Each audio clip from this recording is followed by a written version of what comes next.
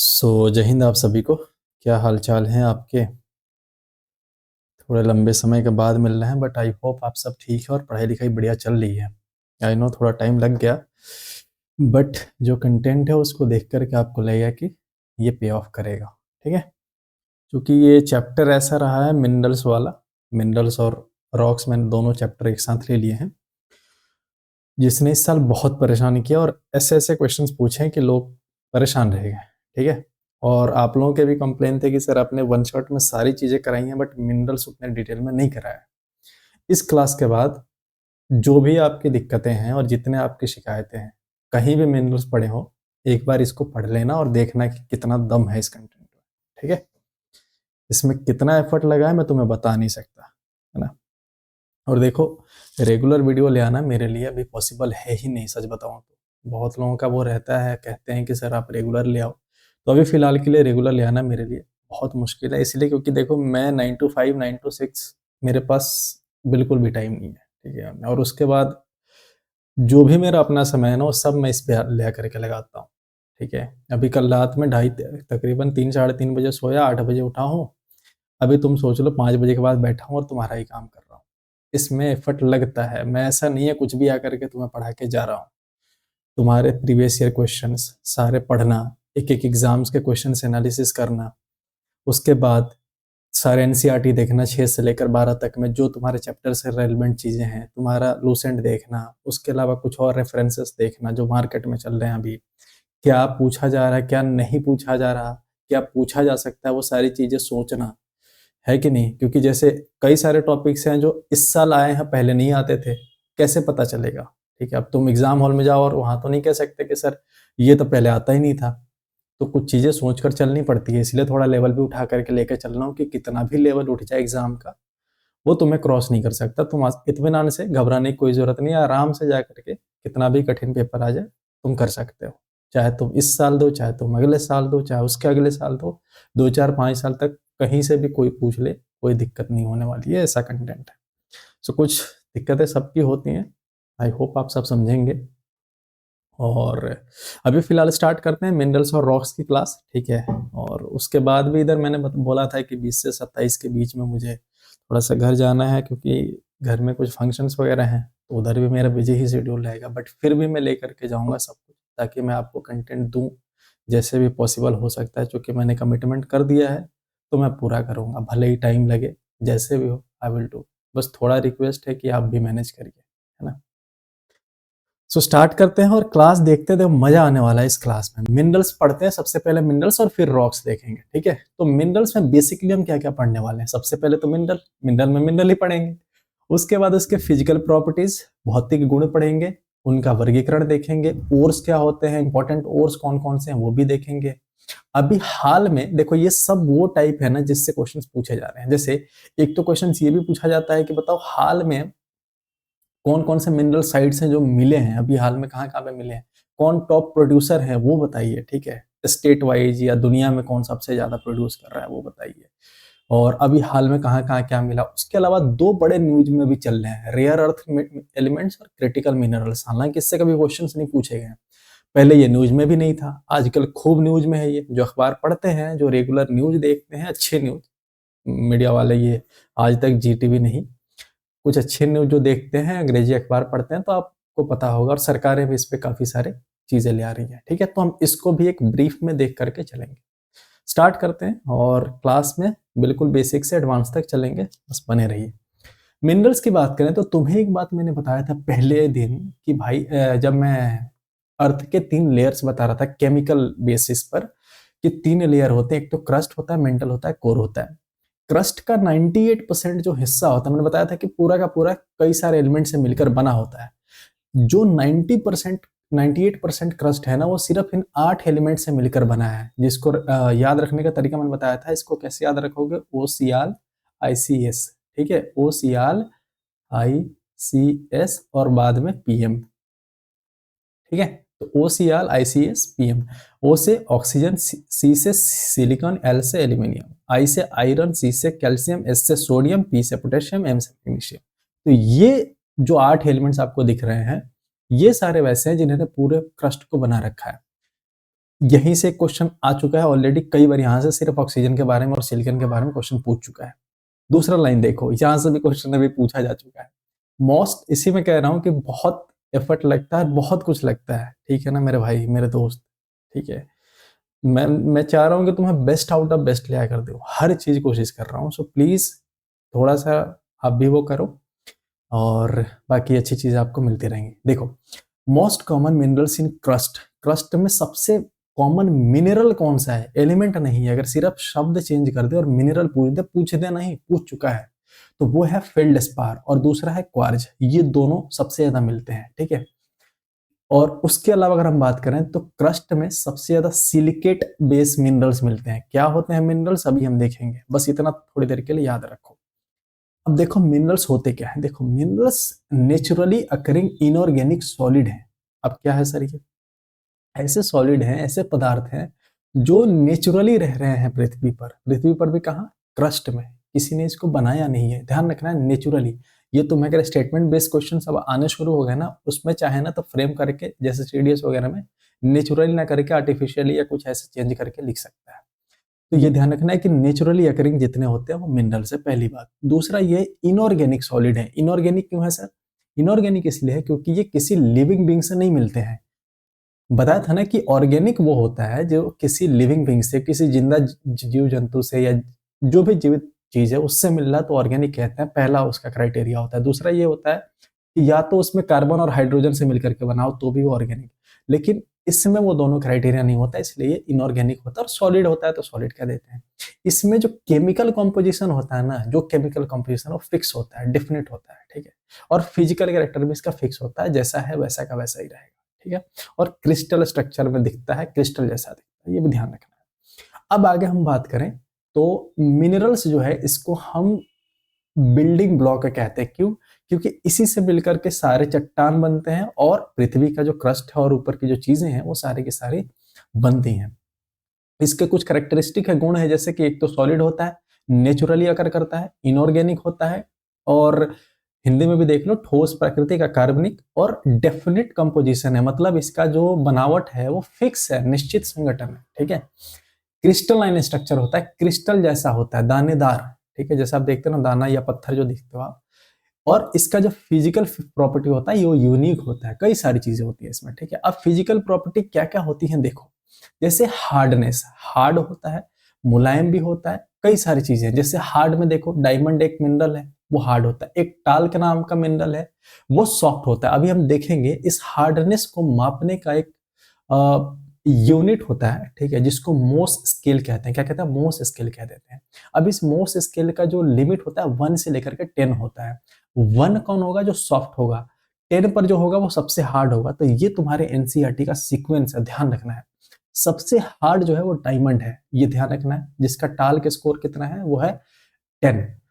Talc जो है TALC, talc का जो है मोस स्केल पर कितना है स्कोर, वो है 1। तो ये सबसे सॉफ्ट होता है। ये पूरा का पूरा सीक्वेंस है, ये आप देख लेना और एक बार याद कर लेना। लास्ट में क्लास के बाद मैं बताऊंगा कि इतनी सारी चीजों को ध्यान में कैसे रखना है और कैसे इसको एग्जाम में इंप्लीमेंट करना है, तो बने रहिएगा, ठीक है, क्योंकि इसमें इतने नाम आएंगे, इतनी जगहें आएंगी ना कि कंफ्यूजन हो सकता है।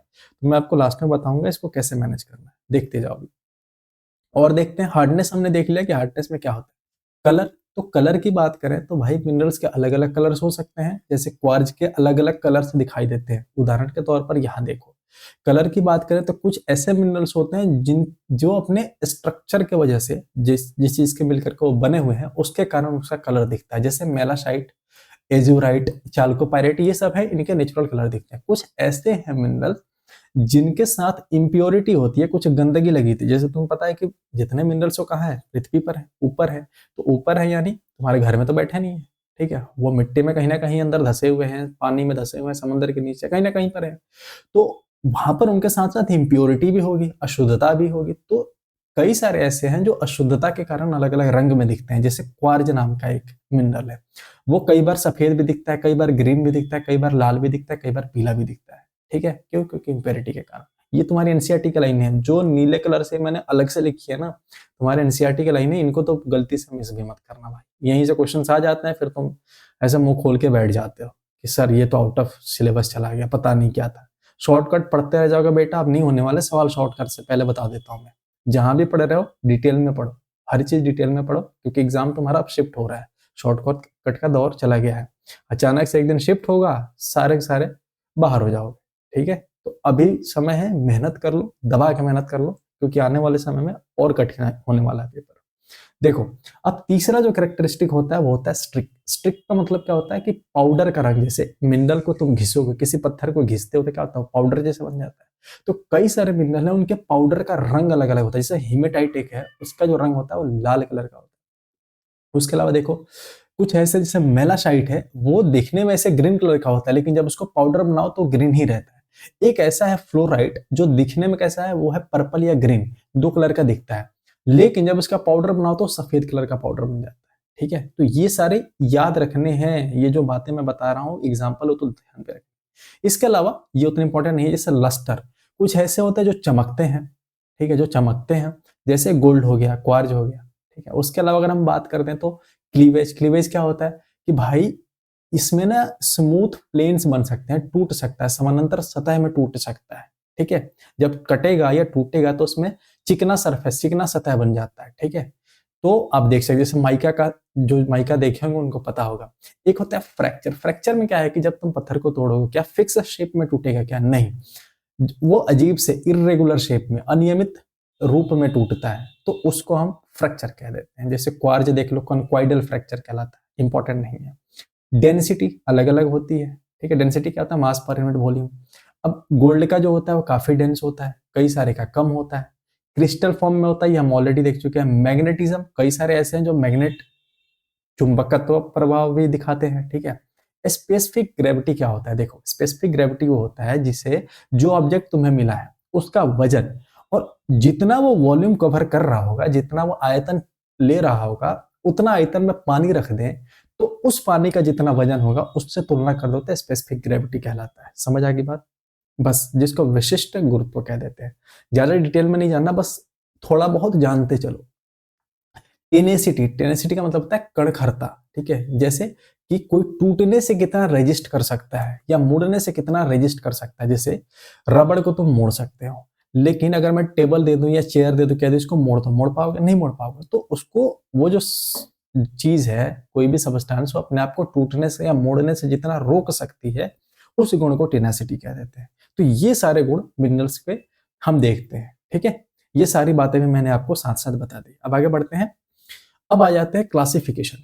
मिनरल की अगर क्लासिफिकेशन करें तो मिनरल्स बेसिकली, देखो यहाँ देखो, पहले ये जो चार्ट बना हुआ यहाँ देखो, मिनरल्स जो है वो दो हिस्सों में बांटा जाता है, एक मेटालिक, दूसरा नॉन मेटालिक। क्या ये बड़ी बात है कि सर मेटालिक क्या होता है, नॉन मेटालिक क्या होता है? इसको हिंदी में हम धात्विक कह देंगे, ठीक है, धात्विक कह देंगे, और उसको हम अधात्विक कह देंगे, ठीक है। इसको हम क्या करते हैं, अधात्विक लिख देता हूं, क्योंकि कई बार सारे बच्चों को परेशानी होती है। तो मिनरल्स को दो अलग अलग हिस्सों में बांटा गया। जैसे मेटालिक, ऐसा मिनरल जिसमें मेटल पाया जाता हो, ऐसा मिनरल जिसमें मेटल नहीं पाया जाता हो, नॉन मेटल्स पाए जाते हो, उसको अधात्विक कह देते हैं या नॉन मेटालिक कह देते हैं। अब इन मेटालिक को दो तीन हिस्सों में बांटा गया है, हम अभी देखेंगे। नॉन मेटालिक को भी दो हिस्सों में बांटा गया। जैसे एक फ्यूल वाला है, तो नॉन मेटालिक में ऐसे सारे जो फ्यूल बनते हैं, जिनके ईंधन बनते हैं, जैसे कोल हो गया, पेट्रोलियम हो गया, नेचुरल गैस हो गया, बाकी सबको एक साथ रखा गया। जैसे माइका, लाइमस्टोन, ग्रेफाइट, इनको अलग रखा गया। अब मेटालिक मिनरल की बात कर लेते हैं जरा, हम एक एक करके हम इनको सबको देखते हैं। सबसे पहले किसको देख लेते हैं, मेटालिक मिनरल को। नाम से पता चल रहा है कि भाई साहब इसमें मेटल होता होगा, पहली बात। दूसरा है कि अगर मेटल होगा तो हीट और इलेक्ट्रिसिटी, यानी विद्युत और उष्मा दोनों का सुचालक होता होगा, सही बात है। एक और बात ध्यान रखना, वैसा मिनरल जिसमें से मेटल निकाला जा सकता है, मेटल प्रेजेंट होता है, उसको हम ओर कह देते हैं या अयस्क कह देते हैं। ये भी बहुत इंपॉर्टेंट है, पूछा जाता है आपसे एग्जाम में, तो ये भी ध्यान रखना है। उसके अलावा एग्जाम्पल, मेटालिक मिनरल के एग्जाम्पल कौन कौन से हैं सर? आयरन, ठीक है, आयरन। पता है कि सर हेमेटाइट एक और है, मैग्नेटाइट एक और है, क्यों? क्योंकि इनमें से मेटल निकलता है, ठीक है। तो मेटालिक तो मिनरल है ही, और साथ ही साथ और भी है। उसके अलावा बॉक्साइट, बॉक्साइट से क्या निकलता है? एल्यूमिनियम। कॉपर, कॉपर कहां से निकलता है? चाल्कोपाइराइट से। लेड कहां से निकलता है? गैलीना से। अच्छा, ये जो मेटालिक मिनरल्स हैं, ये जनरली आपको सबसे ज्यादा हमारे भारत में कहां देखने को मिलते हैं? पेनिनसुलर प्लेटू में देखने को मिलते हैं। मिनरल्स का पूरा हम इंडिया वाला वर्जन भी यही खत्म करने वाले हैं, ध्यान रखो, ठीक है। हम इंडिया में वापस से नहीं पढ़ने वाले, पूरा खत्म कर देंगे आज। ओल्ड क्रिस्टलाइन रॉक्स जो वहां के हैं, पेनिनसुलर प्लेटो मतलब जो नीचे वाले हमारे हैं, साउथ वाले, ठीक है, साउथ वाले साइड के जितने वाले हैं पठार, जब हम डिटेल में पढ़ेंगे पठारों के बारे में तब मैं वहां भी बता दूंगा आपको, ठीक है। फिलहाल देखो मेटेलिक मिनरल को भी अलग अलग कैटेगरी में बांटा गया। इसमें मेन इसके 3 मिनरल के टाइप हैं, जैसे फेरस, नॉन फेरस और प्रीशियस। रेडियो एक्टिव वाला अलग से कैटेगरी बना दी गई है, इसको साइड में रखो। फेरस मिनरल्स क्या हो जाएंगे, तो वैसा मिनरल जिसमें क्या पाया जाता हो, फेरस यानी आयरन पाया जाता हो, सिंपल। जैसे हेमेटाइट, मैग्नेटाइट, मैग्नीज, क्रोमाइट, ठीक है। नॉन फेरस मिनरल क्या होंगे, ऐसे मिनरल्स जिसमें आयरन नहीं पाए जाते होंगे, सिंपल। जैसे कॉपर, बॉक्साइट, लेड, जेन, जिंक और टिन, ये सारे में क्या हो जाते हैं, लोहे नहीं पाए जाते हैं। प्रीशियस, प्रीशियस मतलब कीमती, कीमती मेटल कौन हो सकते हैं, जैसे गोल्ड, सिल्वर, प्लेटिनम, ये सारे कीमती हैं, ठीक है, सोना, चांदी, यही सब। रेडियो एक्टिव मिनरल्स हम अलग से देखेंगे, वैसे देख लो रेडियो एक्टिव मिनरल्स मतलब क्या होता है, वैसे मिनरल्स जो रेडियो एक्टिव सब्सटेंस से बने हो, रेडियो धर्मी धात्विक सब्सटेंस से बने हो। बता चुका हूँ रेडियो एक्टिव तो मैं साइंस में बहुत डिटेल में, इसलिए मैं यहाँ नहीं बता रहा। जैसे यूरेनियम, थोरियम, ये सारे होते हैं। चलो अब नॉन मेटेलिक के बारे में जरा हम देख लेते हैं। दूसरा नंबर कौन सा आ जाता है, दूसरा नंबर आ जाता है आपका नॉन मेटेलिक, यानी हिंदी में अधात्विक खनिज। इसमें जो नॉन मेटल का गुण होता है वो इसमें होगा, क्या होगा सर, कि ये शाइन नहीं करेगा, चमकेगा ही नहीं। दूसरा ये इसका इस्तेमाल हम सीमेंट में, ग्लास में, फर्टिलाइजर में, ठीक है, इन सब चीजों में करते हैं, फर्टिलाइजर यानी खाद वगैरह में। उदाहरण कौन है वो ध्यान रखना है, उदाहरण इसका लाइमस्टोन, चूना पत्थर, ये बहुत इंपॉर्टेंट है। और उससे भी ज्यादा इंपॉर्टेंट है माइका। माइका क्या होता है, नॉन मेटेलिक मिनरल होता है, ठीक है, ध्यान रखना है। उसके अलावा है जिप्सम और ग्रेफाइट, ये भी। माइका भारत, ठीक है, इंडिया नंबर 1 प्रोड्यूसर शुरू से ही रहा है माइका में, अभी भी काफी ज्यादा आगे है उसमें। और आगे देख ले तो तीसरा नंबर एक कैटेगरी मैंने बताया था आपको, इसको हम अलग से देखेंगे, वो है एनर्जी मिनरल्स।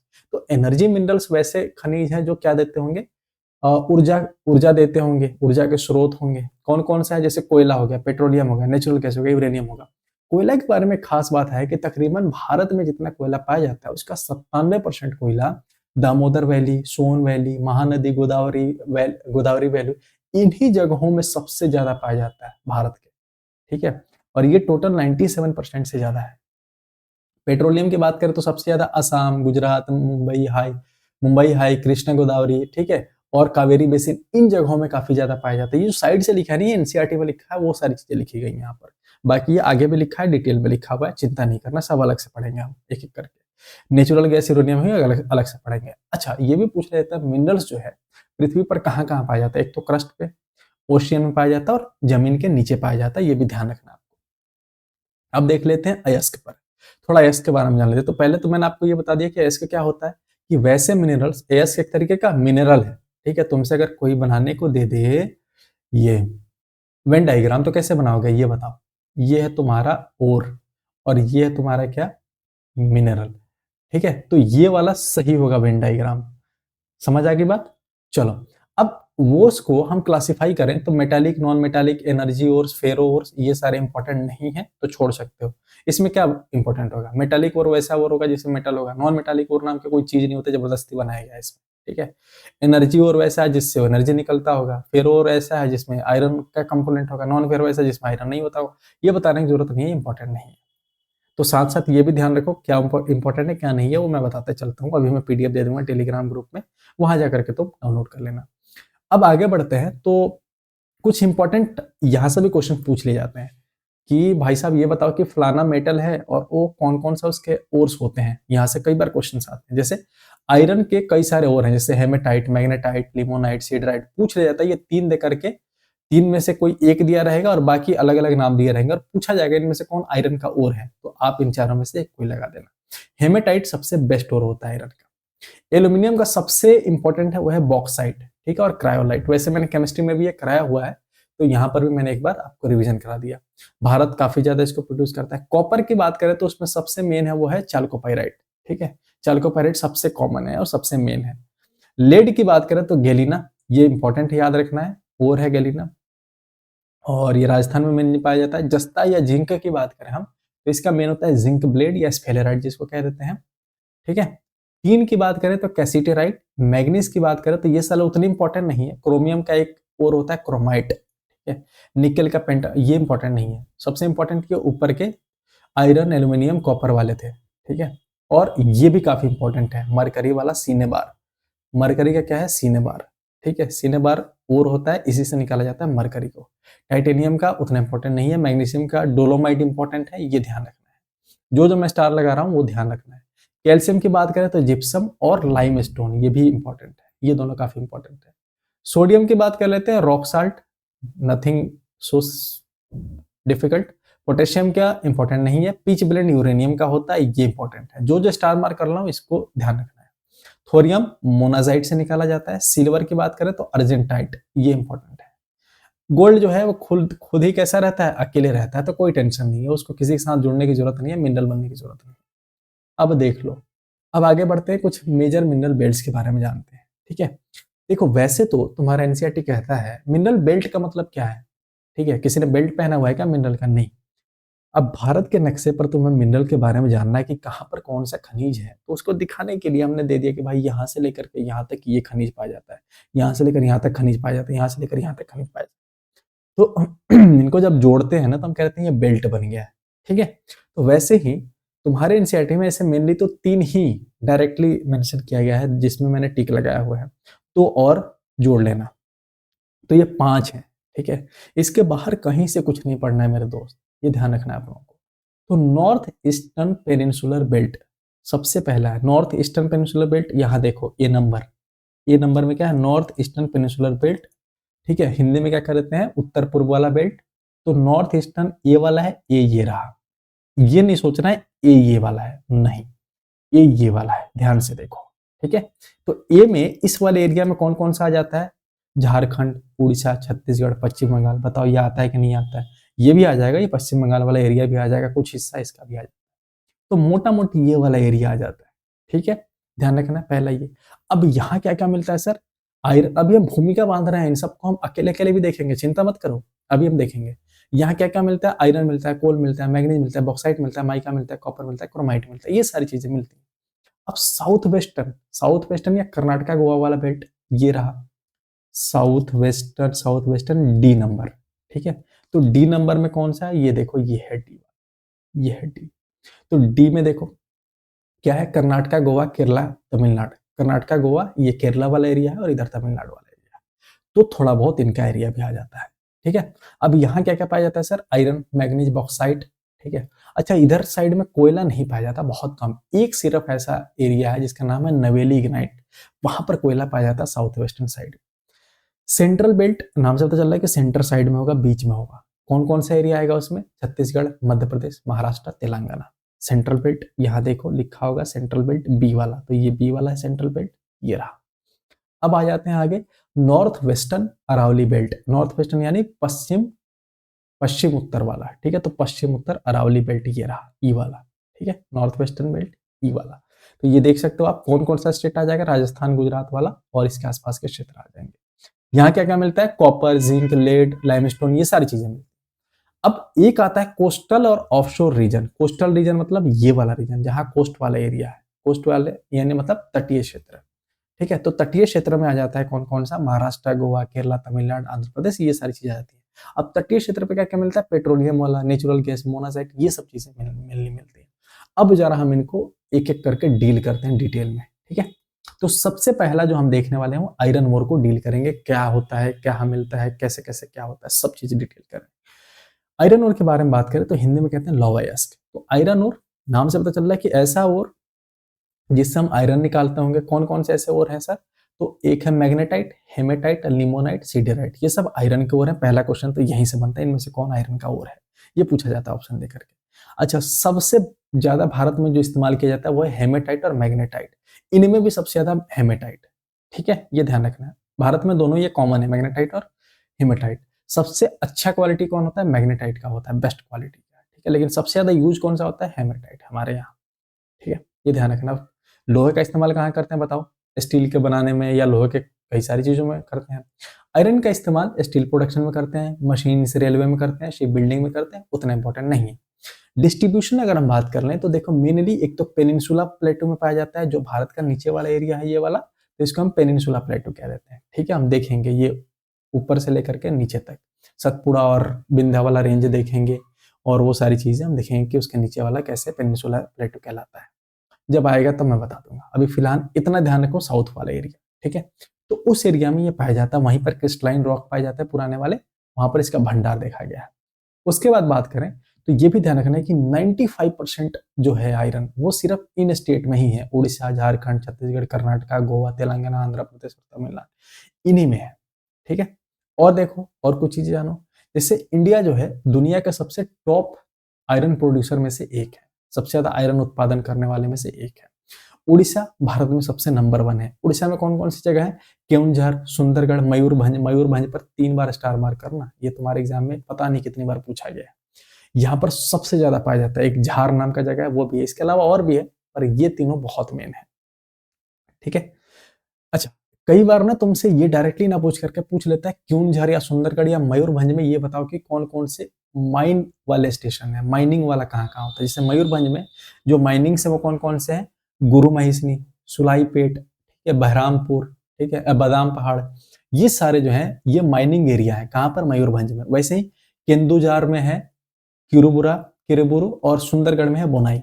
ठीक है, ये सारे माइनिंग एरियाज हैं। ठीक है, चलो अब देखो छत्तीसगढ़ में कौन कौन सा है? दुर्ग, बस्तर, दांतेवाड़ा, ये इंपॉर्टेंट है, जिला इंपॉर्टेंट है, माइनिंग साइट्स उतने इंपॉर्टेंट नहीं है। दुर्ग में जैसे मैंने लिख दिया डल्ली और राजरा। जैसे कर्नाटका में भी पाया जाता है, कर्नाटका में कहां पर? बेल्लारी, चित्रदुर्ग और तुमकुर में। ठीक है, संदूर हॉटस्पॉट। अच्छा, उसके अलावा कहां पाया जाता है सर? तो झारखंड के सिंहभूम में, इसको भी स्टार मार्क कर लो, ये पता नहीं कितनी बार पूछा गया है, स्टार मार्क कर लो। सिंहभूम नाम की जगह है झारखंड में, उस एरिया में खूब पाया जाता है, और ये ओल्डेस्ट माइनिंग बेल्ट है, सबसे पुराना माइनिंग बेल्ट है। उसमें भी कहाँ है? सिंहभूम में जगह है नोआमुंडी और गुआ, ये बहुत इंपॉर्टेंट है। ठीक है, ये दोनों जगह बहुत इंपॉर्टेंट है जो कि वहां पर है। उसके अलावा महाराष्ट्र में गादचिरोली, चंद्रपुर और रत्नागिरी। ठीक है, और भी जगह है बट ये इंपॉर्टेंट है। गोवा की बात करें तो north and south Goa. Tamil Nadu की बात करें तो सेलम, तिरुवन्नमलाई और नीलगिरी। ठीक है, आंध्र प्रदेश की बात करें तो कुर्नूल, कुदप्पा और अनंतपुर कृष्णा, ये जगह हो गई। तेलंगाना की बात करें तो करीमनगर, वारंगल। बात आता है कि सर इतनी सारी चीजें याद कैसे रहेंगे? पहला तो ये कि जहां पर सबसे ज्यादा उत्पादन हो रहा है उनके जगहों को ध्यान में रखना है, पहली बात। दूसरा ये है कि जो मेजर प्रोडक्शन वाले एरिया है जो ऊपर ऊपर में दिख रहे हैं, ठीक है, तो इनको ध्यान में रखना है, थोड़ा थोड़ा एक बार पढ़ लेना है।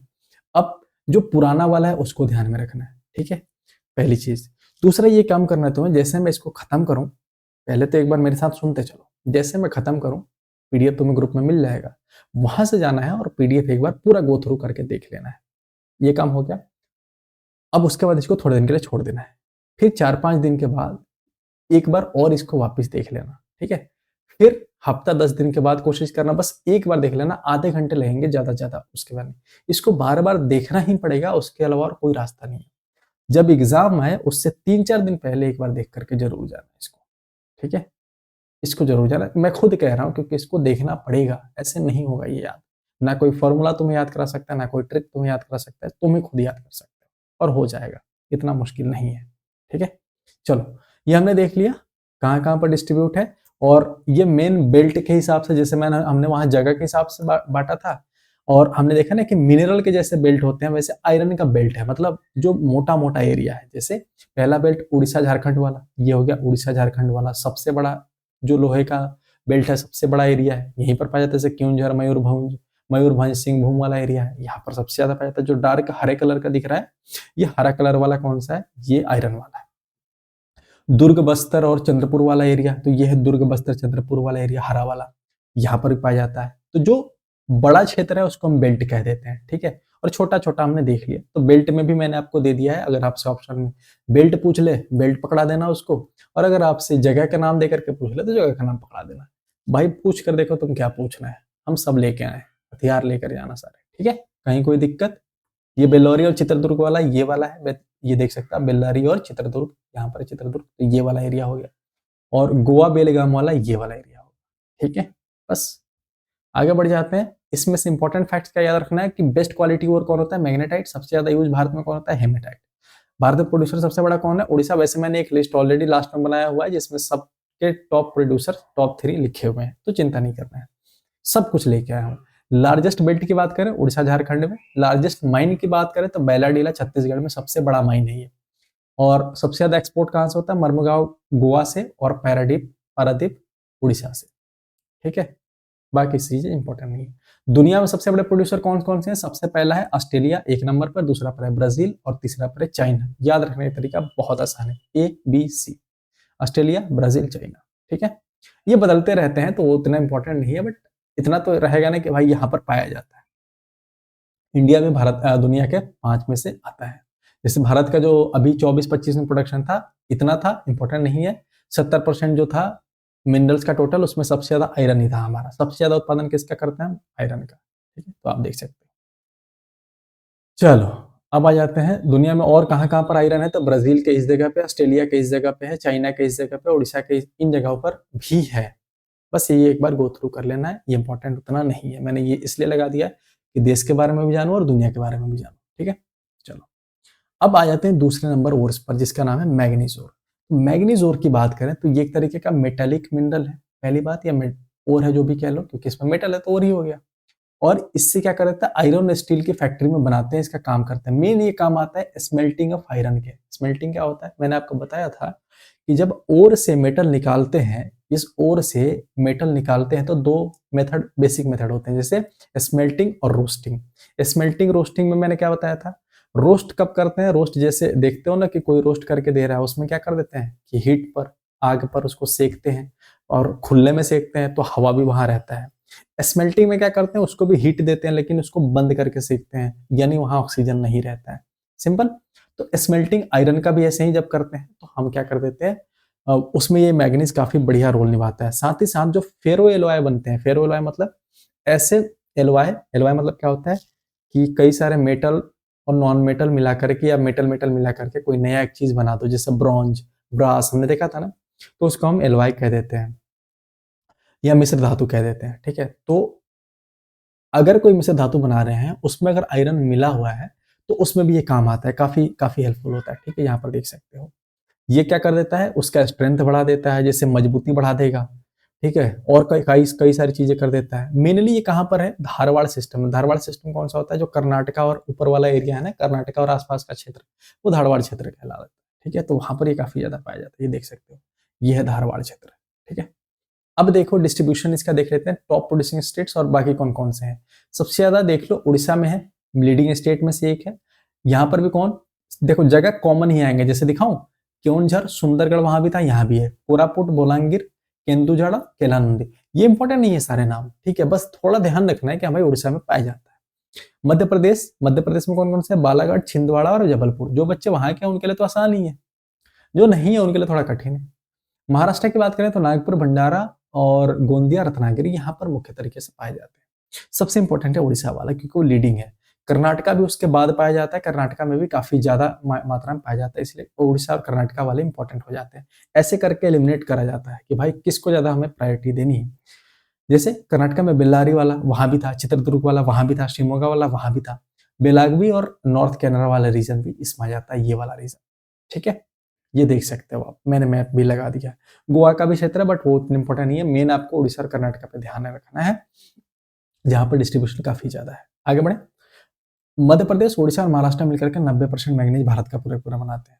जो सबसे बड़ा बेल्ट है, मतलब जो बड़ा एरिया है, कौन सा है, नागपुर से होता हुआ भंडारा महाराष्ट्र से होता हुआ, बालाघाट एमपी, एमपी से होता हुआ कहाँ, उड़ीसा तक का। ठीक है, तो ये पूरा का पूरा क्या है, सबसे बड़ा बेल्ट है, इसीलिए इसको हम सेंट्रल इंडिया मैग्नीज बेल्ट भी कह देते हैं। ठीक है, ये भी ध्यान रखना है आपको।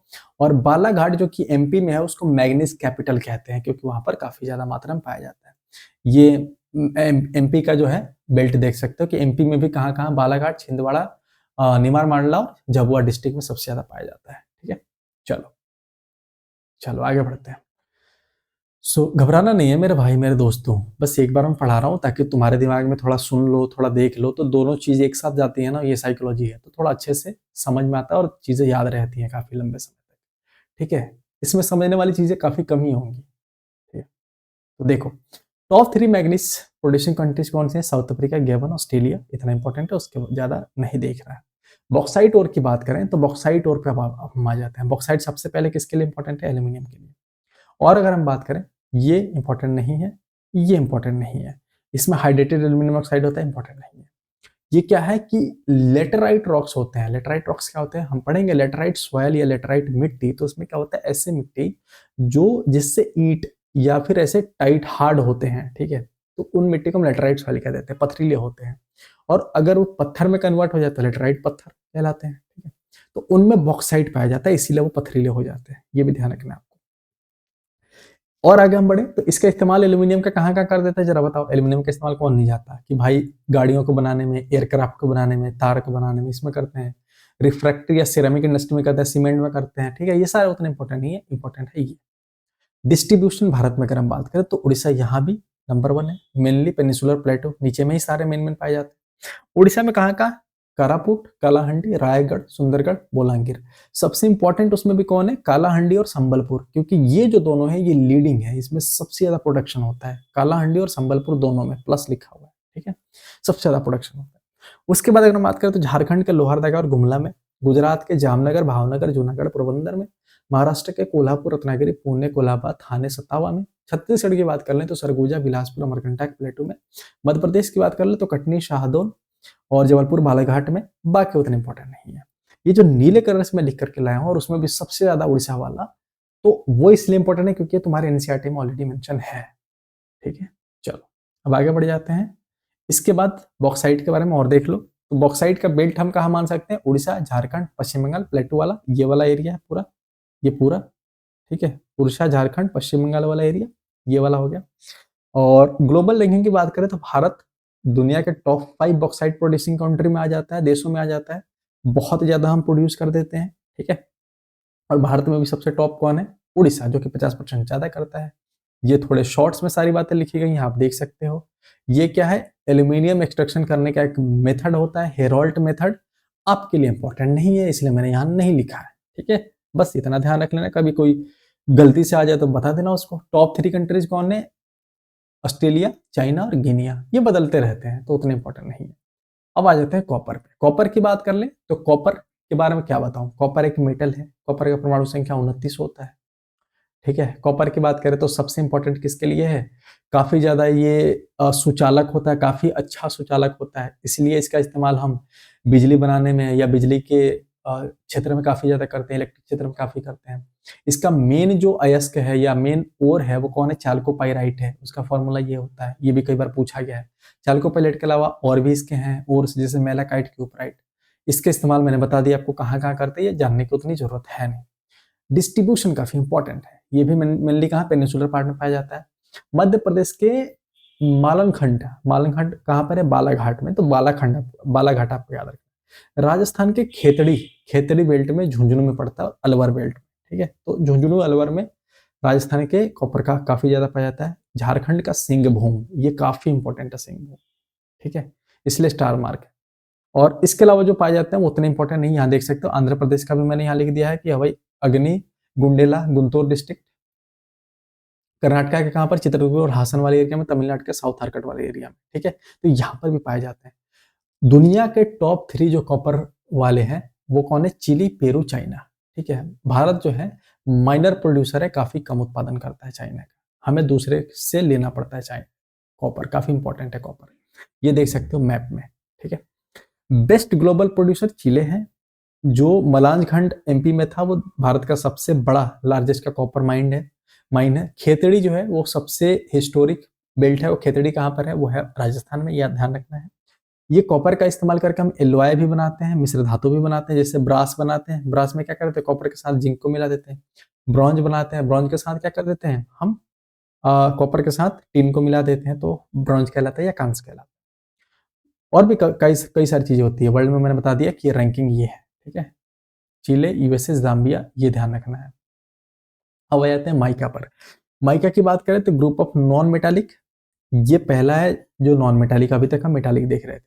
तो नॉन मेटालिक है, नॉन मेटालिक कैसा, सिलिकेट, सिलिका का बना हुआ, ठीक है, सिलिका और भी चीजें हैं। और नॉन मेटालिक है मतलब अधात्विक है। और ये कई सारी चीजें, जैसे पतली चादरों में फटने की विशेषता होती है, बिल्कुल पतले पतले पतले पतले लेयर्स में बट सकता है। मोस्ट कॉमन इसके फॉर्म कौन कौन से होते हैं, मॉस्कोवाइट और बायोटाइट, उतने इंपॉर्टेंट नहीं है, कितना ही लेवल उठाएंगे, देख लो देख लो। हाई डाइलेक्ट्रिक स्ट्रेंथ नहीं जानना है, डाइलेक्ट्रिक स्ट्रेंथ का मतलब सिंपल इतना जानो कि ये बेचारा बिजली को रोक सकता है, मतलब इंसुलेटर का काम करता है, इससे बिजली पास होकर के दिखा दे जरा, ठीक है, ऐसा होता है माइका। हीट रेजिस्टेंट, बिजली भी नहीं पास करता होगा तो बिजली उष्मा भी पास नहीं होने देता। केमिकली काफी स्टेबल होता है, रासायनिक रूप से काफी स्थिर होता है। आगे बढ़े, चलो। इस्तेमाल इसका देखो, बिजली बनाने में, कैपेसिटर में, पेंट में, ठीक है, कॉस्मेटिक में, कंस्ट्रक्शन में, रबर में, इन सब में करा जाता है। कहाँ कहाँ ये मिलता है? सबसे ज्यादा आंध्रा में, फिर राजस्थान में, और तीसरा है झारखंड में। ये 3 जगहों पर काफी ज्यादा मिलता है। आंध्र प्रदेश के सबसे मेन है नेल्लोर, इसको स्टार मार्क कर लो भाई, नेल्लोर। इसलिए नेल्लोर इंपॉर्टेंट है क्योंकि सबसे ज्यादा यहाँ पर पाया जाता है। देख रहे हो, इंडिया का largest mica reserve Andhra Pradesh में, और नेल्लोर इसलिए इंपॉर्टेंट क्योंकि सबसे बेस्ट क्वालिटी का वहां पाया जाता है। दूसरा नंबर राजस्थान, राजस्थान के भी कहा, अजमेर, भीलवाड़ा, उदयपुर, यानी जयपुर से लेकर के भीलवाड़ा वाले पूरे रीजन में ये पाया जाता है 20%, इसलिए दूसरे नंबर पर ये आता है। और उड़ीसा भी नहीं है, तीसरे पर आ गया है झारखंड। झारखंड में कोडरमा, हजारीबाग, गिरिडीह वाला जिला, ठीक है, ये वाला एरिया। इसके अलावा कुछ और है, जैसे केरला के एलपी में, कर्नाटका है ये, कर्नाटका के मैसूरू और हासन में, तमिलनाडु के तिरुचिरापल्ली, मदुरई, कोयम्बटूर और कन्याकुमारी वाले एरिया में, और वेस्ट बंगाल के पुरुलिया और बांकुरा वाले एरिया में, ठीक है। बिहार के गया नवादा में भी पाया जाता है, बट ये गया नवादा में इसलिए पाया जाता है क्योंकि वो नीचे वाले में सटे हुए हैं, झारखंड से सटे हुए हैं, और कोडरमा वाले से एरिया से सटे हुए हैं। और आगे देख लो, छोटा नागपुर प्लेटू, नेल्लोर बेल्ट, ये सारी बातें मैंने आपको बता दी, ठीक है। और इंडिया जो है टॉप प्रोड्यूसर में से आता है। टॉप प्रोड्यूसर में देख लो, जैसे कौन है, मेडागास्कर, चाइना, फिनलैंड, ये फिलहाल में टॉप प्रोड्यूसर में से एक है। एक समय पर भारत भी हुआ करता था। एग्जाम ओरिएंटेड कुछ और बात देख लो, जैसे बेस्ट क्वालिटी जो शीट है वो कहाँ मिलती है? नेल्लोर में, मैंने बता दिया। उसके अलावा कोडरमा में मिलती है। नेल्लोर काफी इंपॉर्टेंट है, आपको नेल्लोर लगाना है अगर दोनों आ जाए तो, ठीक है। इसका इस्तेमाल कॉस्मेटिक बनाने में, और ये अलग अलग फॉर्म में मिलता है, इंपॉर्टेंट नहीं है। मैप में आप देख सकते हो, ये वाला एरिया राजस्थान वाला, आंध्र वाला एरिया, बिहार झारखंड वाला एरिया, ठीक है, ये वाले जगह पर मिलता है।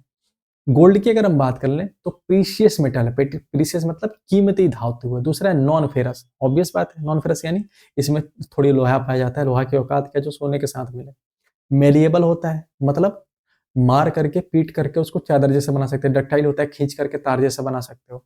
कोरोजन रेसिस्टेंट होता है, मतलब उसमें जंग वगैरह नहीं लगता है। एक्सीडेंट इलेक्ट्रिक का कंडक्टर होता है, मतलब बहुत बढ़िया सुचालक होता है। ये सारे गुण किसके होते हैं? सोना के। सोना तो भाई सोना है, ठीक है। आगे और बढ़े तो ये नेटिव मेटल होता है। क्यों? क्योंकि भाई ये अकेले रहता है, ये किसी के साथ रिएक्शन नहीं करता, इसलिए फ्री रहता है, ये किसी के साथ नहीं मिलता, ये मैं बता चुका हूं आपको। और आगे बढ़े तो देखो, इसका इस्तेमाल, ये बताने की जरूरत है क्या? मुझे बताओ, ये बताने की जरूरत है क्या? नहीं है ना? चलो आ जाओ।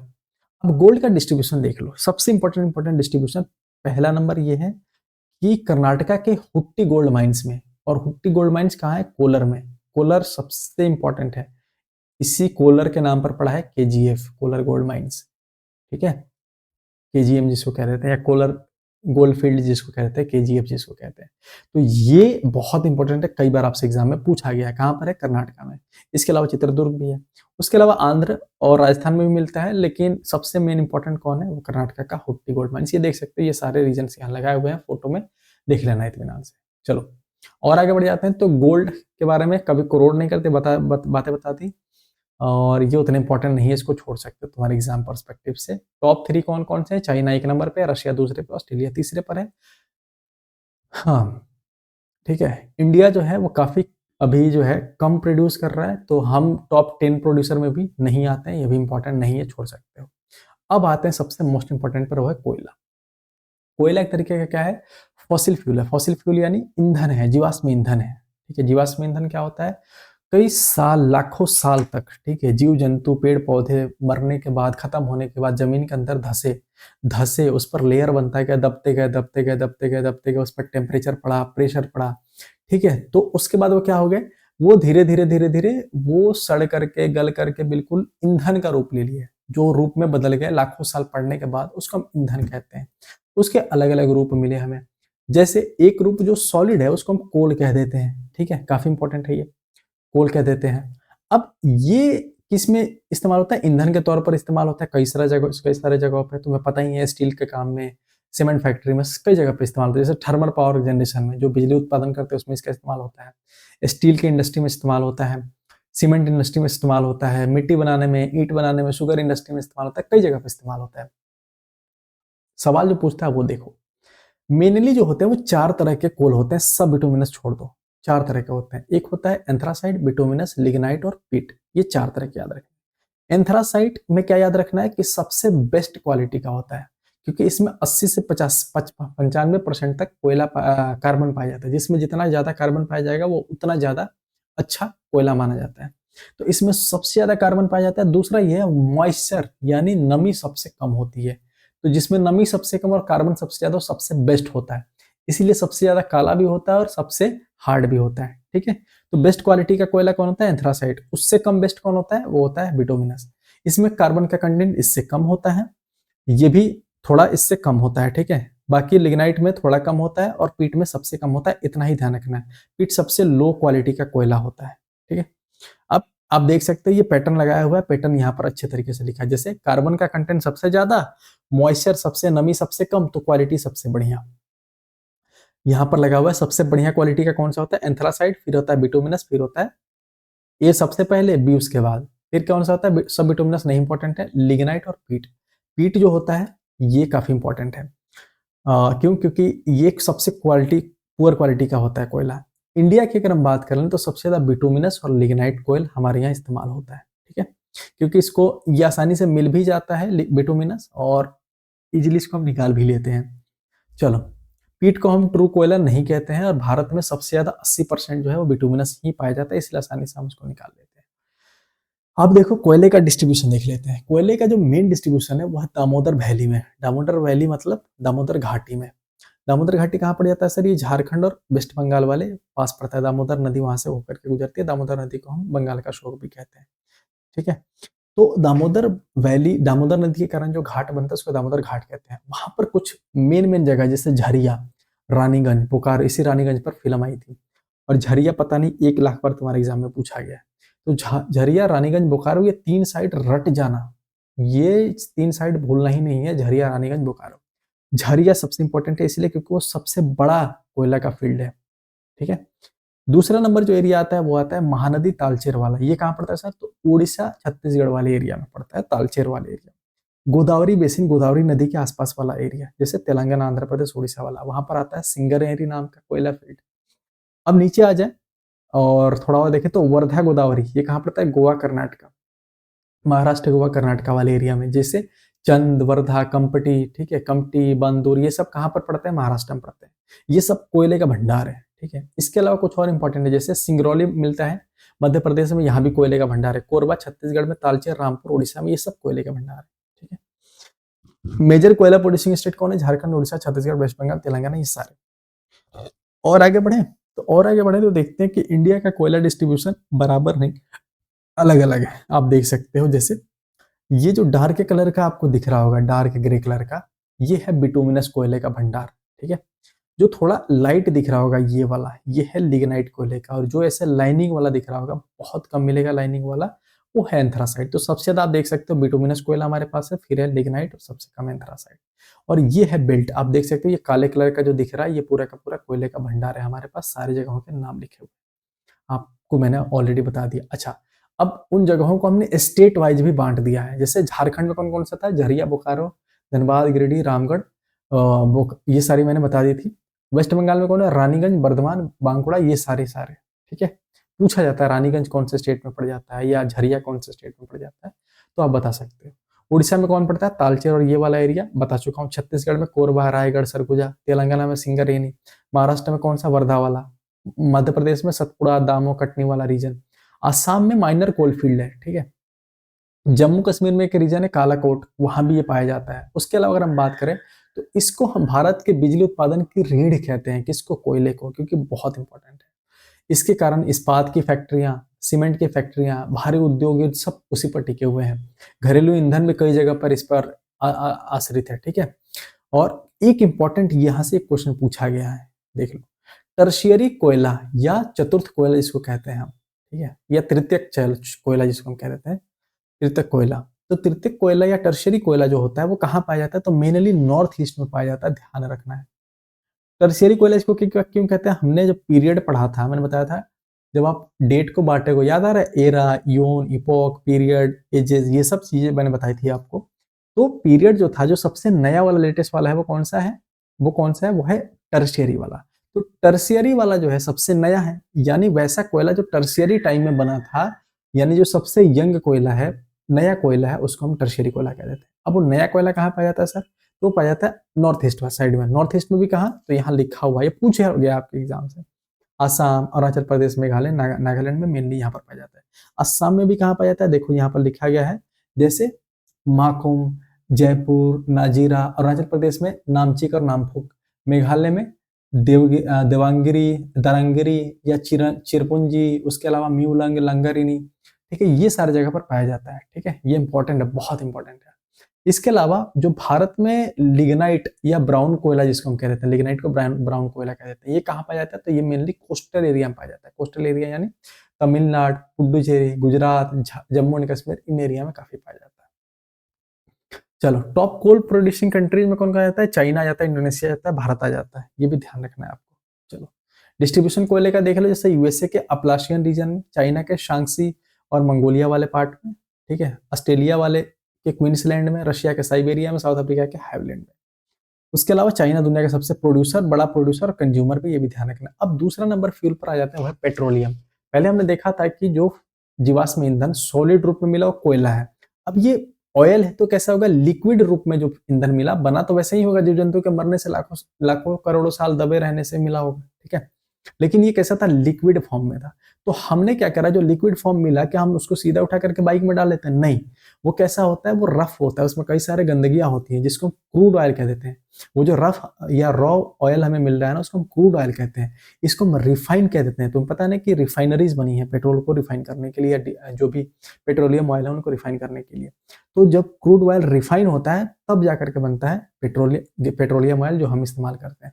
अच्छा, जब रिफाइन होता है तो इसके साथ साथ कुछ और प्रोडक्ट निकलते हैं। एक तो पेट्रोल या डीजल निकल ही रहा है, लेकिन साथ साथ और प्रोडक्ट मिल, जैसे क्या निकलता है, फर्टिलाइजर निकल जाता है, फर्टिलाइजर यानी खाद, सिंथेटिक रबड़ मिल जाता है, मेडिसिन कई मिल जाते हैं, वैसलीन इससे मिल जाता है। ठीक है, लुब्रिकेंट्स मिल जाते हैं, वैक्स मिल जाता है, सोप मिल जाता है, कॉस्मेटिक्स, ये सारे मिल जाते हैं। उसके अलावा ये भी याद रखना है, इस पेट्रोलियम ऑयल को हम ब्लैक गोल्ड कह देते हैं या लिक्विड गोल्ड कहते हैं, बहुत इंपॉर्टेंट है। ये किसका बना होता है सर, तो लिक्विड हाइड्रोकार्बन का बना है। जितने भी फ्यूल है, ईंधन है, वो किसके बने होंगे, लिक्विड हाइड्रोकार्बन के ही बने होंगे। क्यों, क्योंकि सब जीवित चीजों से बने हैं, तो जीवित चीजों से क्या बनते हैं, हाइड्रोकार्बन मिलकर के बने हुए होते हैं। ठीक है, तो ये भी ध्यान रखना है। उसके अलावा अगर हम बात करें तो ये बहुत स्मॉल अमाउंट में सल्फर, नाइट्रोजन, ऑक्सीजन भी रखते हैं, वो इतना इंपॉर्टेंट नहीं है। आगे देख लो कैसे कैसे बनते हैं, जैसे मैंने आपको बता दिया, तो इंपॉर्टेंट नहीं है, इतना नहीं है। ये नॉन रिन्यूएबल है, मतलब इसको दोबारा इस्तेमाल नहीं कर सकते आप, जो गया जो गया। ठीक है, और क्या बच रहा है, हाँ ये देख लो, refining of petroleum oil. Refining कैसे करते हैं हम इसकी, तो वो प्रोसेस आपके लिए इंपॉर्टेंट नहीं है, बस इसका नाम इंपॉर्टेंट है, फ्रैक्शनल डिस्टिलेशन। मैंने आपको केमिस्ट्री में बताया था, डिस्टिलेशन क्या होता है कि अगर किसी चीज को अलग अलग कर रहा हो, किसके आधार पर, टेम्परेचर के आधार पर। जैसे मान लो एक ए नाम का लिक्विड है, एक बी नाम का लिक्विड है, ये कितना बॉइलिंग पॉइंट है इसका, मान लो 100 डिग्री सेल्सियस, इसका कितना है 200 डिग्री सेल्सियस। तो हम दोनों को अलग कर सकते हैं बॉयल करके। ठीक है, तो अगर हम बॉइलिंग पॉइंट के आधार पर अगर हम इनको हम अलग अलग करते हैं तो उसको हम कहते हैं डिस्टिलेशन। अगर इन दोनों के बीच में, ठीक है, बॉइलिंग पॉइंट का गैप जो है 25 केल्विन से कम है, तो हम क्या कर देते हैं, फ्रैक्शनल या आसवन कह देते हैं, अंश आसवन कह देते हैं, प्रक्रिया अपनाते हैं हम दोनों को अलग करने के लिए, बता चुका हूं मैं। तो ये आपको ध्यान रखना है। इसके अलावा अगर मैं बताऊं तो क्या क्या मिलता है, ये भी आपको बता चुका हूं मैं, ये ध्यान रखना है। नेफ्थलीन भी मिलता है, ठीक है, पेट्रोल डीजल तो मिलते हैं, साथ साथ केरोसिन, एलपीजी, लुब्रिकेंट, ये सब मिलते हैं। यूजेस बताने की जरूरत नहीं है। यहाँ देख लो डिस्ट्रीब्यूशन, सबसे ज्यादा वेस्टर्न कोस्ट यानी पश्चिमी तटों पर। पश्चिमी तट में क्या होता है, मुंबई हाई जगह है, जहां पर 1973 में पहले हमारे को एक वहां ये बैठाया गया था, उसके बाद उसको एक्टिव करा गया था 1976 में। ठीक है, ये ध्यान रखना है। अंकलेश्वर गुजरात में है। उसके अलावा कानून के अलावा मेहसाणा और नवागांव, कुसाम्बा और लुनेज, ये सब गुजरात में है, वहां भी ये पाया जाता है, ये मेन जगह है। उसके अलावा ये स्टार मार्क कर लो भाई, ये स्टार मार्क कर लो, ये पता नहीं कितनी बार पूछा गया है तुमसे। आसाम के डिगबोई, नरकटिया और मुहान, ये नरकटिया और डिगबोई तो भाई साहब गोल्डन वर्ड्स है। ठीक है, इसलिए क्योंकि 1 लाख बार पूछा गया है, पहला। दूसरा ये कि डिगबोई है ना, भारत का सबसे पहला तेल खोजा गया था यहीं पर, डिगबोई में। कहां पर है, आसाम में।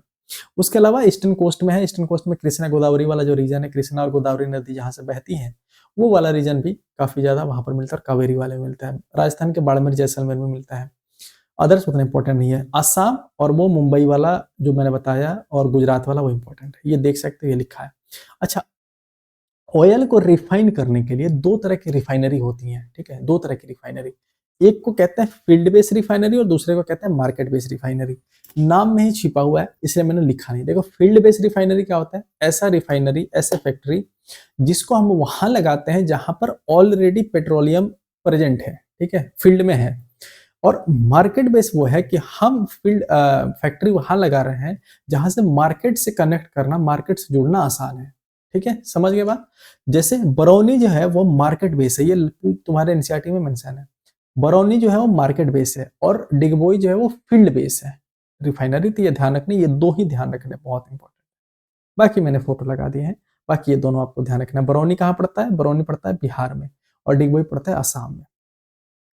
चलो अब देख लेते हैं पेट्रोलियम ऑयल के और दुनिया में कौन कौन से डिस्ट्रीब्यूशन है। सबसे बड़ा जो रिजर्व है, भंडार है, वो मिडिल ईस्ट वाला है, मध्य पूर्व वाला हिस्सा जो हमारा अरब और ये सब वाला रीजन, इन सब एरिया में, जैसे Saudi Arabia, Iraq, Iran, Kuwait और इन सब में होता है। देखे हो ना ट्रकों के पीछे लिखा है, ये चलती है धूल या उड़ती है क्या पता नहीं, और पीती है ईरान का पानी, गाड़ी को लिखते हैं ना वो, तो वो सारी चीजें वैसे हैं। अच्छा, ये कहाँ कहाँ और पाया जाता है, यूएसए, रशिया, चाइना, वेनेजुएला और कनाडा में भी। वेनेजुएला काफी इंपॉर्टेंट है। एडवांटेज डिसएडवांटेज देख सकते हो कि क्या क्या है, ये तो खुद से पढ़ सकते हो, कोई दिक्कत नहीं। ठीक है, पेट्रोलियम को ब्लैक गोल्ड कहते हैं। मुंबई हाई सबसे बड़ा ऑयल फील्ड है भारत का।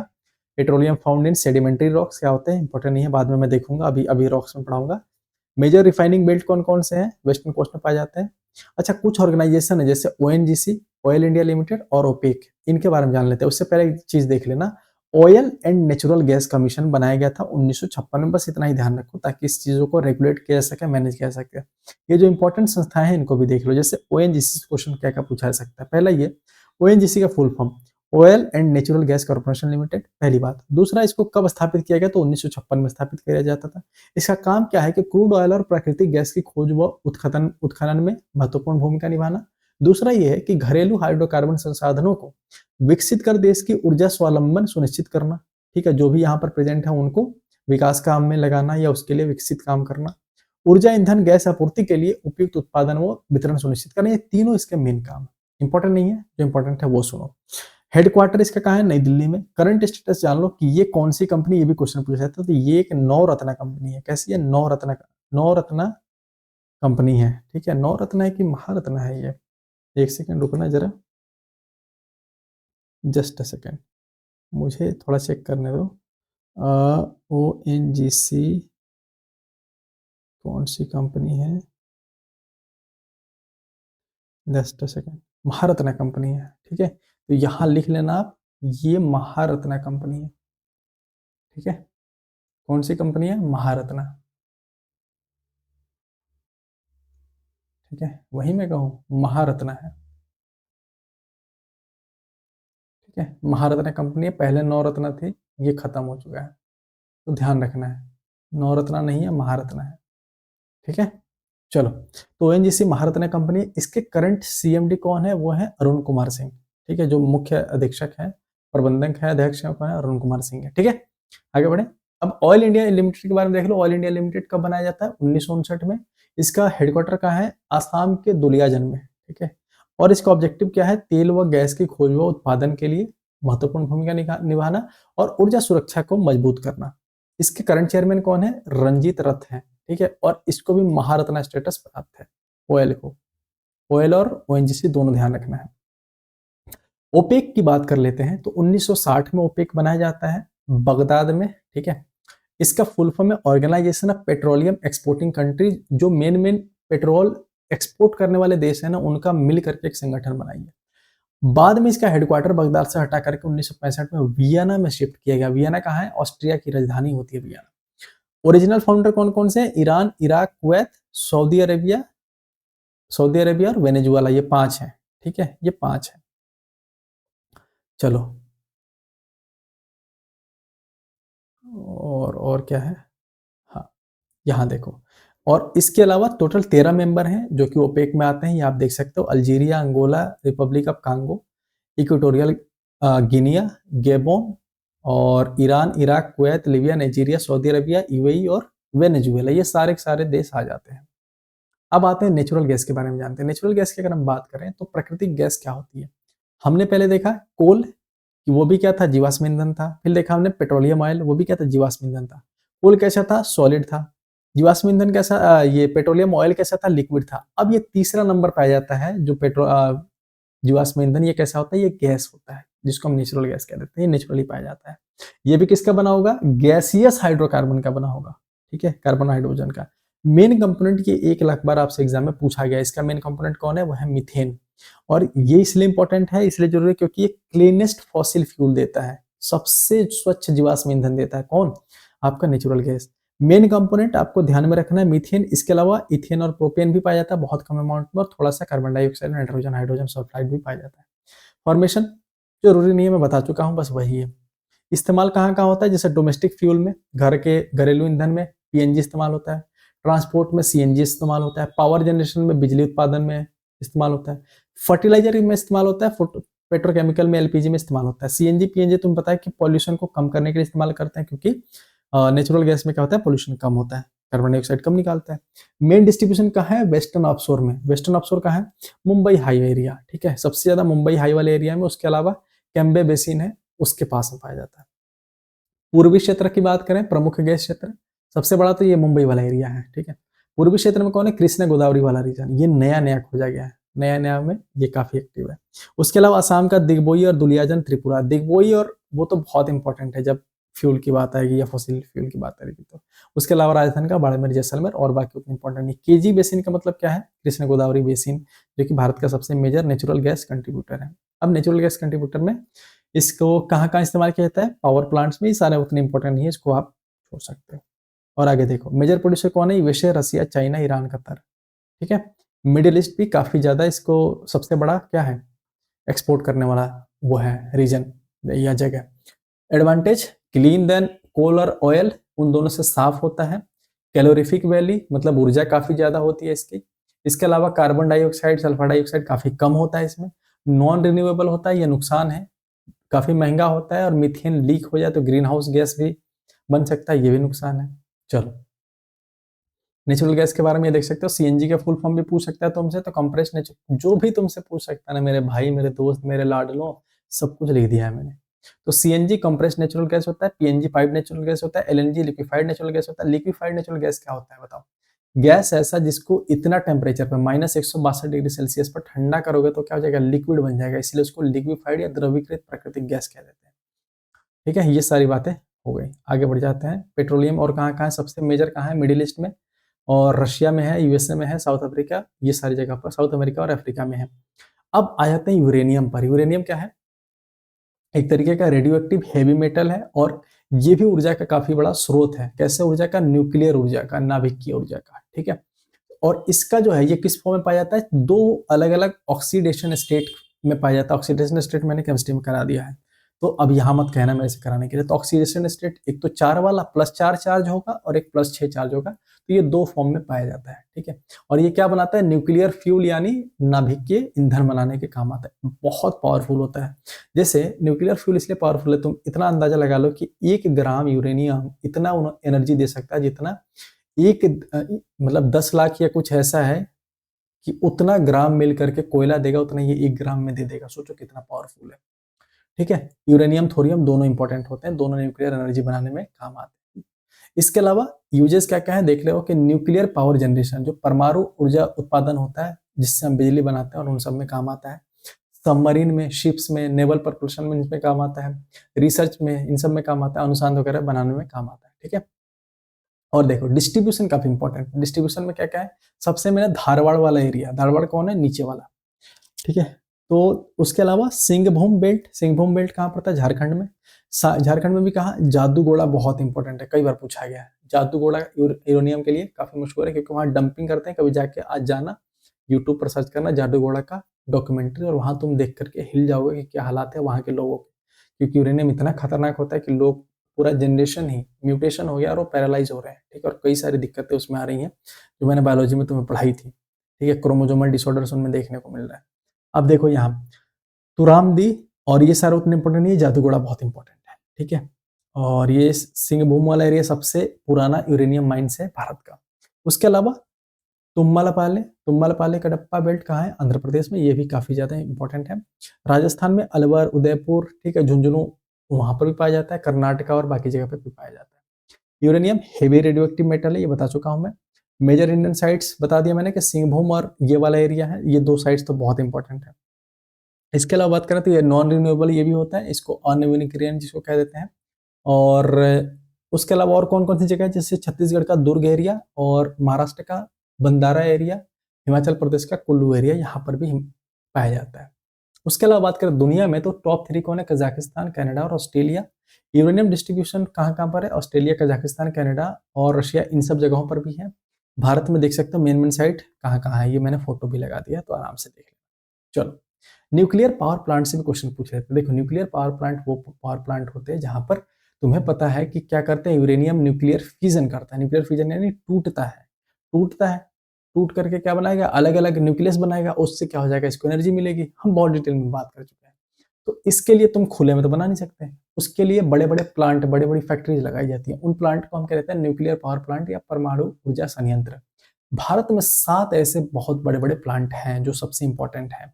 सातों के नाम आपके उंगली पर होने चाहिए और कहाँ है वो भी पता होने चाहिए। जैसे तारापुर एटॉमिक पावर स्टेशन, ठीक है, TAPS, कहाँ है, महाराष्ट्र में। महाराष्ट्र में भी कहाँ, बोईसर, पालघर, उतना इंपॉर्टेंट नहीं है। दूसरा है Rajasthan atomic power sub station, ये कहाँ है, ये है राजस्थान में, रावत भाटा वहां का जगह है, कोटा में पड़ता है, वहां पर ये है। उसके बाद नरोड़ा, नरोड़ा कहाँ पड़ जाता है, नरोड़ा पड़ जाता है उत्तर प्रदेश में, उत्तर प्रदेश के बुलंदशहर में। ककरापार कहाँ पर है, ककरापार पड़ जाता है आपके सूरत के पास में, गुजरात में। कईगा कहाँ पड़ता है, कर्नाटका में, कर्नाटका में ये मिलता है। उसके अलावा मद्रास की बात करें तो तमिलनाडु में, पता ही होगा। और कुडनकुलम ये भी कहाँ है, तमिलनाडु में है, ठीक है, तो ये ध्यान में रखना है। चलो, उसके अलावा कुछ अंडर कंस्ट्रक्शन भी है जो सबसे इंपॉर्टेंट है। जैसे ये तो मैंने बता दिया, ये सारे बता दिए। गोरखपुर काफी इंपॉर्टेंट है, ये गोरखपुर यूपी वाला नहीं है, गोरखपुर हरियाणा वाला है जहां पर ये बनाया जा रहा है। कईगा कर्नाटका में, एक है छुटका, छुटका कहाँ पर है, यह है मध्य प्रदेश में। एक है माही बांसवाड़ा, माही बांसवाड़ा कहाँ पर है, ये राजस्थान में, ठीक है। और सबसे ओल्डेस्ट आप देख सकते हो कि अभी फिलहाल में कितने 24 कमर्शियल रिएक्टर्स चलाए जा रहे हैं।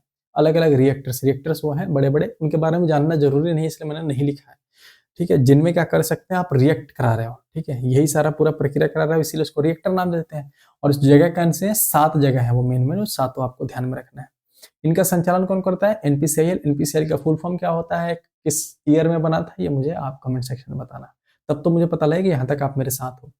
और कालपक्कम और ये सारे उतने इंपॉर्टेंट नहीं है, छोड़ दो। ओल्डेस्ट प्लांट भारत का कौन है, वो तारापुर है, वो महाराष्ट्र में है, सबसे पहला है जो कि बना था।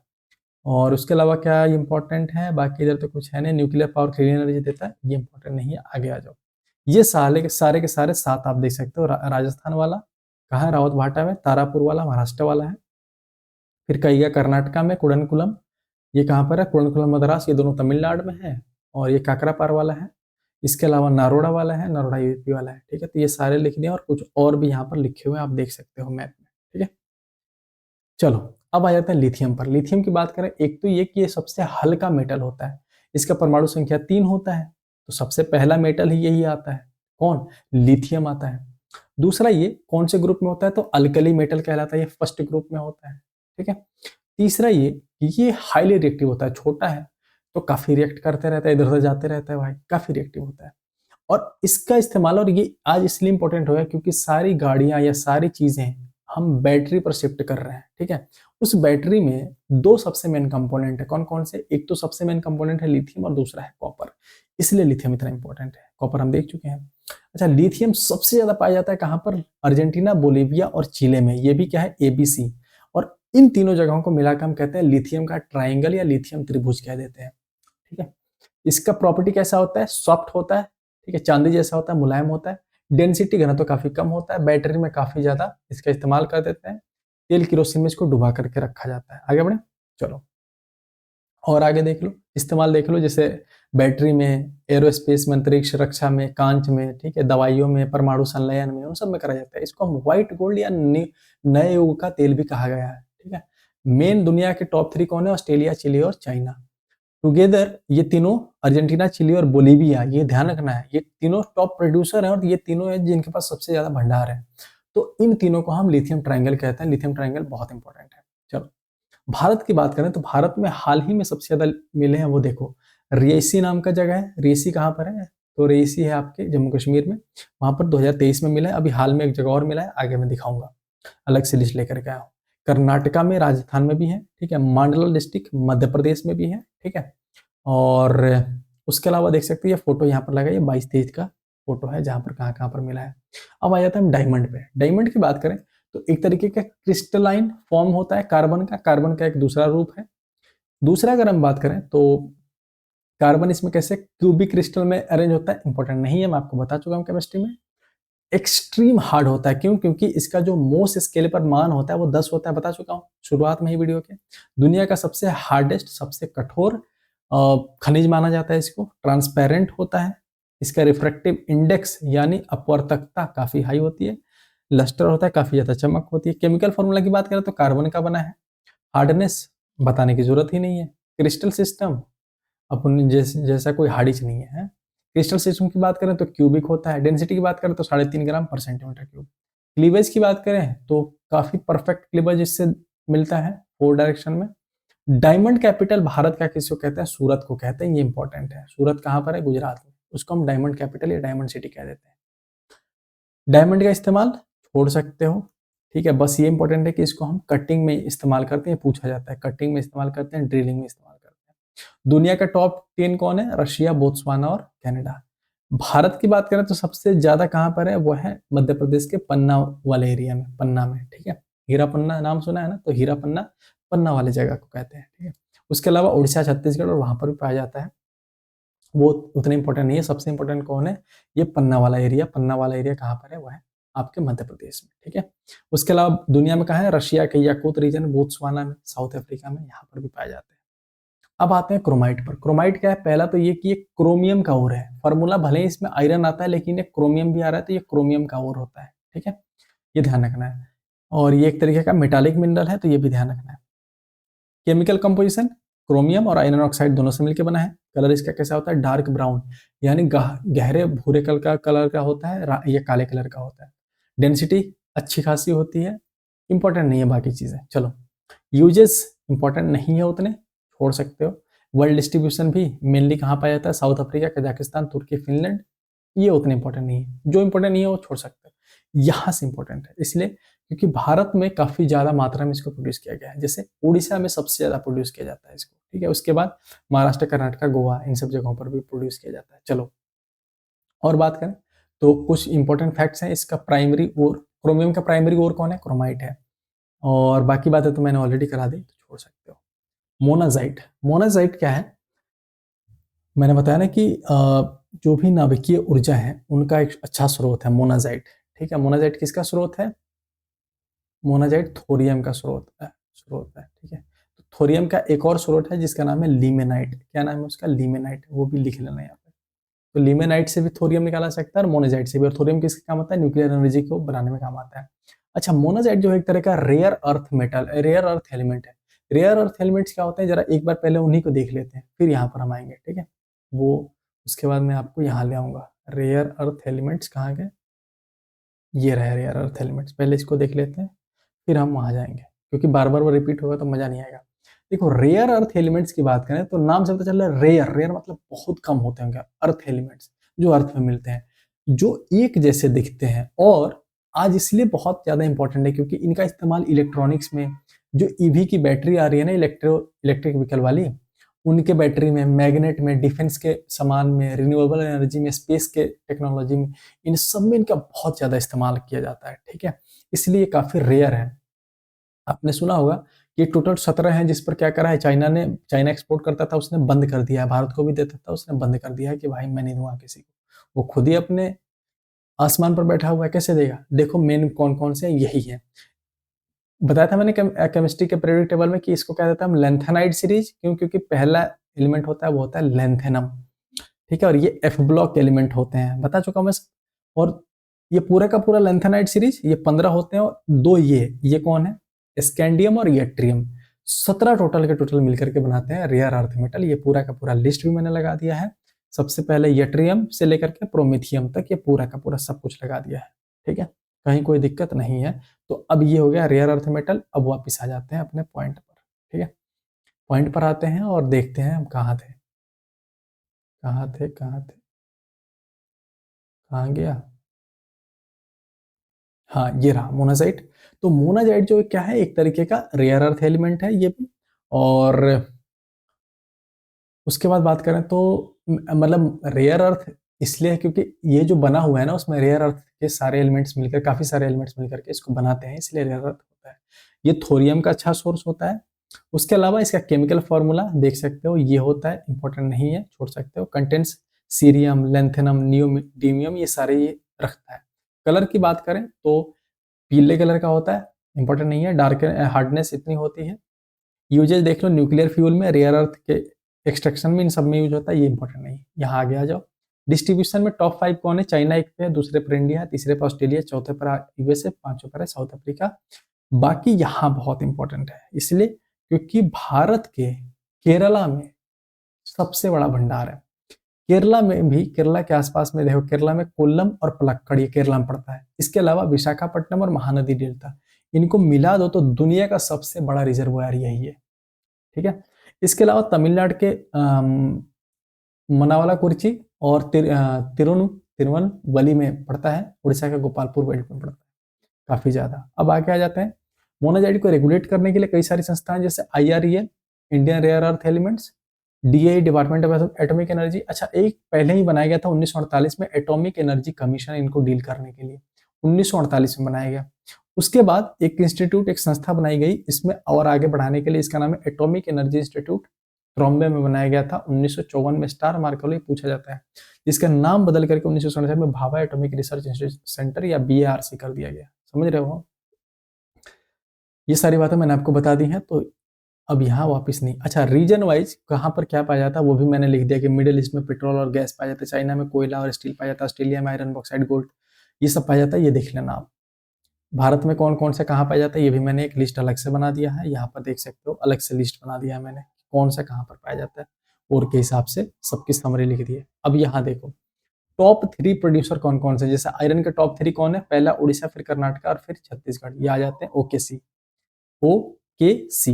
ठीक है। बॉक्साइट में कौन रहता है? उड़ीसा, फिर साउथ वेस्टर्न वाले जो स्टेट हैं जैसे कर्नाटका और वो सब हो गए, तो वो आ जाता है। सबसे टॉपर कौन है? उड़ीसा सबसे टॉपर है बॉक्साइट में। मैग्नीज में उड़ीसा टॉपर है, फिर मध्य प्रदेश, फिर महाराष्ट्र आ जाता है। क्रोमाइट में उड़ीसा सबसे लार्जेस्ट है, तो यही ध्यान रखना है। कॉपर में सबसे ज्यादा मध्य प्रदेश, फिर राजस्थान आ जाता है। ठीक है।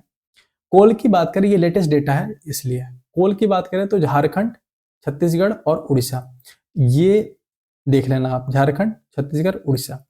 गोल्ड की बात करें सबसे ज्यादा कर्नाटका, थोड़ा बहुत आंध्र प्रदेश से। लाइमस्टोन की बात करें तो राजस्थान, उसके बाद मध्य प्रदेश और आंध्र प्रदेश। माइका मैं आपको पहले ही बता चुका हूँ, यहाँ पर माइका वाला लिखा हुआ कि आंध्र प्रदेश एक नंबर पर है, उसके बाद राजस्थान, फिर झारखंड। बाकी चीजें भी मैंने आपको बता दी है। की ऑब्जर्वेशन की बात करें तो उड़ीसा को मिनरल स्टेट कह देते हैं, क्यों? क्योंकि दुनिया भारत का सबसे ज्यादा मिनरल सिर्फ यहाँ पर पाया जाता है। Iron ore, bauxite, chromite, manganese, सब उड़ीसा में मिलता है। भारत के 7 ऐसे स्टेट हैं जो भारत में जितने मिनरल पाए जाते हैं, खनिज पाए जाते हैं, उसका 97% ये 7 मिलकर के भरपाई कर देते हैं। फ्यूल के लिए झारखंड, छत्तीसगढ़, उड़ीसा सबसे ज्यादा डोमिनेट है कोयला वगैरह में। ठीक है। हिंदी में भी लिखा हुआ है तो चिंता नहीं करना है, ये समरी लिखी है, उतना इंपॉर्टेंट नहीं है।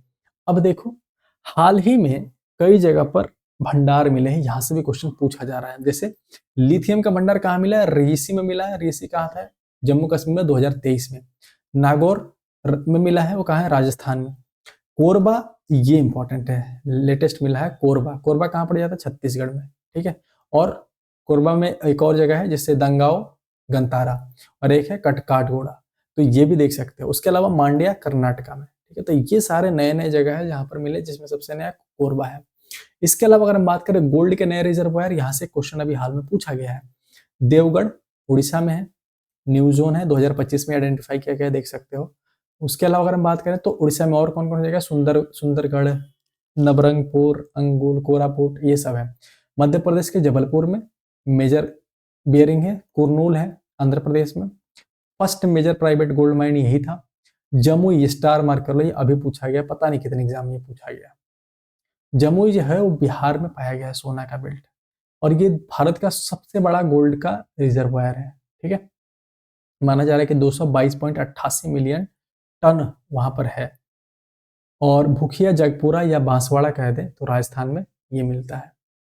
चलो, अब यूरेनियम की बात करें तो यूरेनियम कहाँ मिला है? तो सिंहभूम, सिंहभूम कहाँ है? झारखंड। झारखंड में भी कहाँ, जादूगोड़ा, तोरामडी, भाटी। जादूगोड़ा सबसे इंपॉर्टेंट है। न्यू जोन्स और देख लें हम इसका तो राजदा, कुदादा, बगलासई, मिचुआ, ये भी है वहां पर।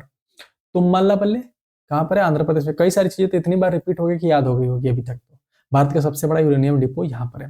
राजस्थान के रोहिल, जहाज, मावता और गिराटियों की ढाणी, ये इंपॉर्टेंट है। गिराटियों की ढाणी अभी देखने को मिला है। उसके अलावा अगर हम बात करें कर्नाटका की तो गोगी, कंचामाई, कंचनकाई और हुलकल में, ठीक है। छत्तीसगढ़ के दुर्ग, कोरबा, सूरजपुर में, ये सब जगह हुए।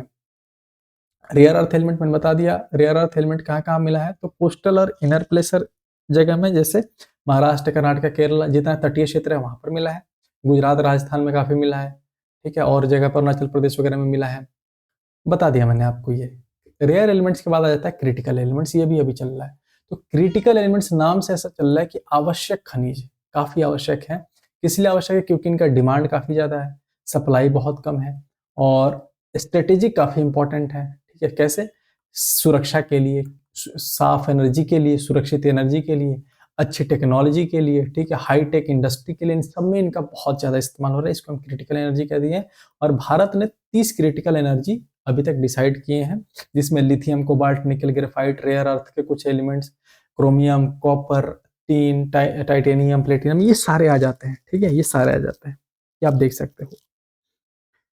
अभी तो हम खैर दूसरे जगह से ले रहे हैं, बट फिर भी देख सकते, देख लो किसका किस में इस्तेमाल होता है। जैसे लिथियम का कहाँ इस्तेमाल होता है, कोबाल्ट का कहाँ इस्तेमाल होता है, ये देख सकते हो, ठीक है। बस मिनरल्स वाले में इतना ही था। अभी तक का एफर्ट ठीक लगा हो तो जाकर के ज्वाइन कर सकते हैं मेरे भाई, बहुत एफर्ट लग रहा है, बहुत ज्यादा, ठीक है। अभी मैं रॉक भी करा दूंगा, बने रहना। यहाँ से हम रॉक की क्लास करेंगे, बस पानी पी लूँ 2 मिनट रुक जाओ, उसके बाद रॉक स्टार्ट करते हैं। रॉक भी खत्म ही कर लेंगे, लगेगा छोटा चैप्टर है।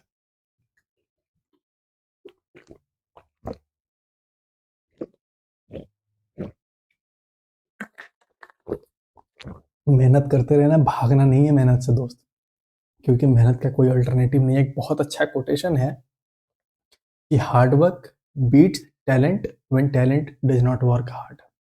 तो बाबू आज के समय पर वही सच्चाई है कि अगर आदमी मेहनती है और टैलेंट थोड़ा कम भी है, अगर मेहनत पुरजोर कर रहा है तो वो कामयाब हो सकता है, वो टैलेंट को दबा सकता है। टैलेंटेड लोग को, अगर टैलेंटेड लोग मेहनत नहीं कर रहे हैं तो, और आज सबसे ज्यादा वो देखने को मिल रहा है। खैर, अच्छा, ये एक मैंने लिस्ट दे दिया है आपको पूरा का पूरा, ये समरी लिस्ट है, ये रामबाण है, 3 पन्ने का ये रामबाण है। अगर कुछ भी जिस दिन समझ में ना हो और एग्जाम हो, तो एग्जाम से 2 दिन पहले ये एक बार लिस्ट देख लेना 3 पन्ने का, और यहाँ से तुम्हारा काम हो जाएगा, ठीक है। ऑलरेडी मैंने टेलीग्राम ग्रुप में डाल दिया है, जो बच्चे नहीं गए हैं जाकर ज्वाइन कर लेना। अब हम स्टार्ट करते हैं रॉक वाला चैप्टर, चट्टान वाला चैप्टर, ठीक है। चट्टान वाला चैप्टर देखें, रॉक यानी चट्टान। तो चट्टान के बारे में बात करें, हिंदी में शैल कहते हैं या चट्टान कह देते हैं। तो rock is a natural solid material. पहला बात कि कैसा है, ये नेचुरल है, मतलब प्राकृतिक है, और सॉलिड मटेरियल है यानी ठोस है। एक या एक से अधिक तरीके के मिनरल से मिलकर के बना है, ये इंपॉर्टेंट है। और कहाँ पाया जाता है ये, यही जो है रॉक, ये क्या बनाता है, पृथ्वी का क्रस्ट वाला भाग बनाता है या भूपर्पटी बनाता है, ठीक है। और क्या याद रखना है कि ये हार्ड भी होता है, ये सॉफ्ट भी होता है।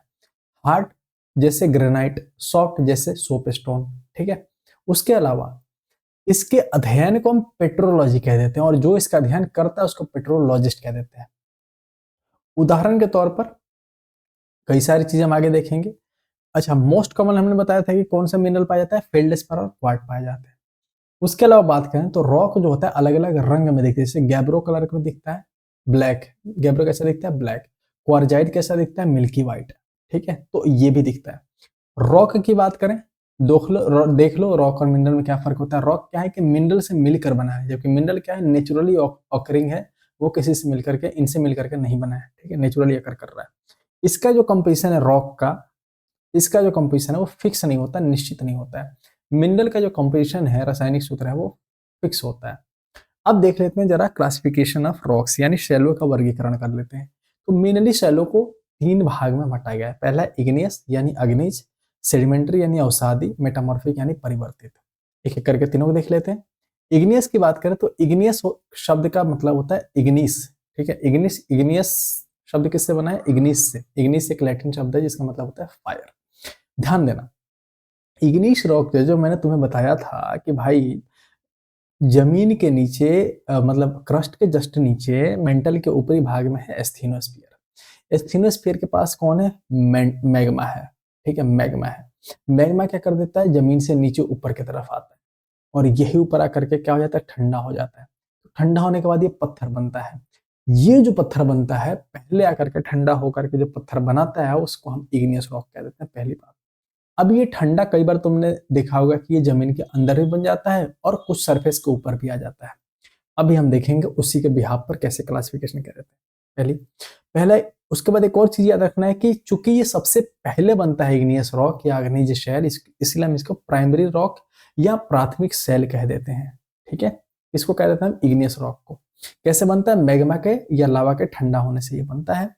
अब इसको दो हिस्सों में बांटा गया है। जैसे मैंने बताया कि जब ये जो मैग्मा निकल रहा है अंदर से बाहर की तरफ, तो कई सारे मैग्मा होते हैं जो अंदर ही जम जाते हैं और कई होते हैं जो बाहर आते हैं। तो जो सरफेस के अंदर ही जम गए, क्रस्ट के अंदर ही जम गए, तो अंदर रह गए तो इंट्रूसिव कहते हैं उसको। क्या कहते हैं? इंट्रूसिव। इंट्रूसिव इग्नियस रॉक यानी अंतस्थ या भेदी अग्नि शैल। पृथ्वी के अंदर ही रह गए, अंदर ही ठंडा होकर अंदर ही पत्थर बन गए। जैसे ग्रेनाइट, ग्रेनाइट ऊपर नहीं होता, अंदर से निकालना होता है। इसकी माइनिंग होती है इसलिए ग्रेनाइट की। ठीक है, पत्थर तोड़ करके बाहर से नहीं तोड़ा जाता है इसको। डियोराइट, गैब्रो, ये सारे हो गए। ये सारे भी एग्जाम्पल हैं, बट ये सारे किसके? नॉर्मल आपके इग्नियस रॉक के एग्जाम्पल है। एक्सट्रूसिव इग्नियस रॉक की बात करें तो जो बाहर आकर के जमा होगा, सरफेस पर जमा होगा, उसको हम एक्सट्रूसिव कह देते हैं। जैसे बसाल्ट, स्टार मार्क कर लो, ये काफी इंपॉर्टेंट है, और उसमें गैब्रो काफी इंपॉर्टेंट है। एंडेसाइट, ऑब्सीडियन और प्यूमाइस। प्यूमाइस क्या होता है? ये पानी में तैरता है, ये भी ध्यान रखना। और ऑब्सीडियन जो है वो वल्केनिक गैलास कहलाता है। बसाल्ट सबसे इंपॉर्टेंट है। स्ट्रक्चर की बात करें तो देखो, ये तो मैं बता चुका हूँ, बाथोलिट, लेकोलिथ, लेपोलिथ, डाइक, इसीलिए बताया था ना मैंने कि जो अंदर में आकर के ये देख सकते हो जम जाते हैं, ये देख रहे हो ना, जो बड़ा इरेगुलर शेप नीचे ही रह गया उसको हम बाथोलिट कह देते हैं, वो नीचे ही जम गया। ये सरफेस के नीचे ही जम रहे हैं सारे। जो ऐसे पिंच जैसा निकल रहा है, फाड़ करके ऊपर घुस गया, उसको हम डाइक कह देते हैं। ठीक है, जो क्या हुआ ऐसे हॉरिजेंटली ऐसे चला गया, हॉरिजेंटली उसको सील कह देते हैं। ठीक है, मैंने बताया था। लेकोलिथ क्या होता है? डोम शेप्ड होता है। लेपोलिथ क्या हो रहा था? वो सॉसर शेप्ड हो रहा था, उसको लेपोलिथ कह रहे थे। ये सब बता चुका हूं मैं, और उनके अलग अलग एग्जाम्पल है, ये सब देख सकते हो आप। ठीक है, और क्या होता है सर? इग्नियस रॉक का कैरेक्टरिस्टिक ये है कि वो हार्ड होता है, सघन होता है और क्रिस्टल फॉर्म में होता है। उसमें कोई जीवाश्म नहीं मिलता।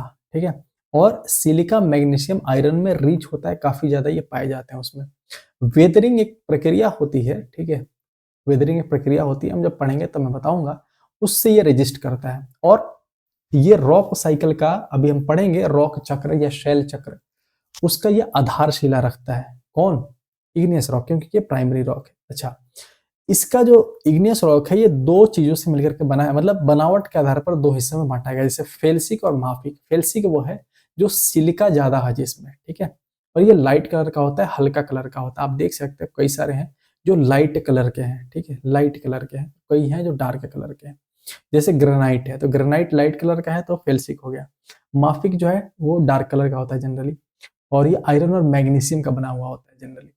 तो ये बेसाल्ट और गैब्रो के एग्जाम्पल है। और देख लो, ग्रेनाइट इंट्रूसिव होता है, कोयर्स ग्रेन होता है, और बेसाल्ट जो होता है एक्सट्रूसिव होता है, फाइन ग्रेन होता है। अब ये क्या होता है सर, समझना।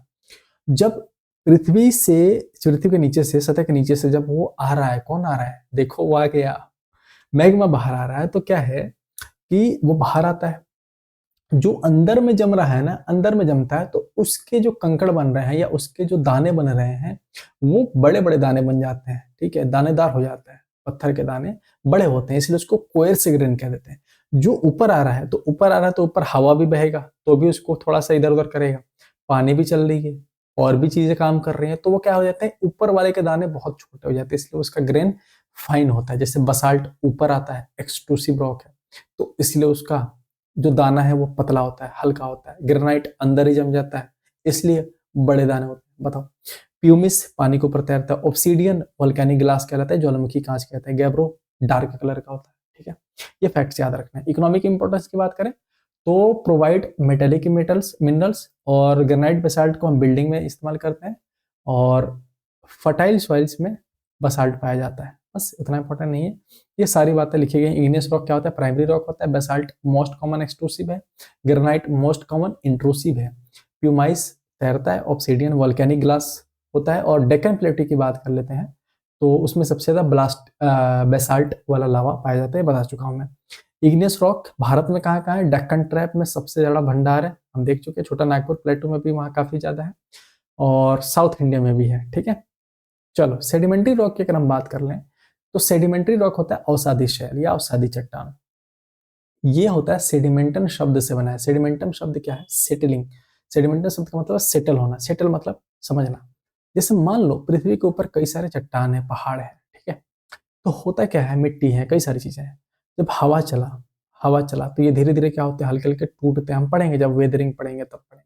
तो ये छोटे छोटे टूटते हैं, या पानी बरसा तो टूटते हैं। उसके बाद जब हवा चला तो ये जो कंकड़ टूटे हुए हैं, ये जा करके ये ट्रांसपोर्ट होते हैं। ट्रांसपोर्ट होकर के क्या करेंगे, ये कहीं नदी में किसी और जगह पर जाकर के नीचे से जमा होने लगेंगे, सेटल होने लगेंगे।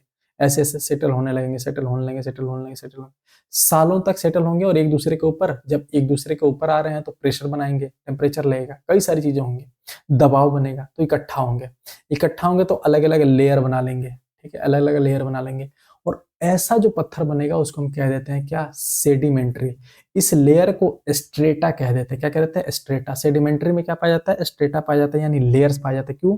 क्योंकि ये सारे प्रोसेस होते हैं। सारे प्रोसेस मैंने आपको बता दिए हैं, लिखा हुआ है यहाँ पर।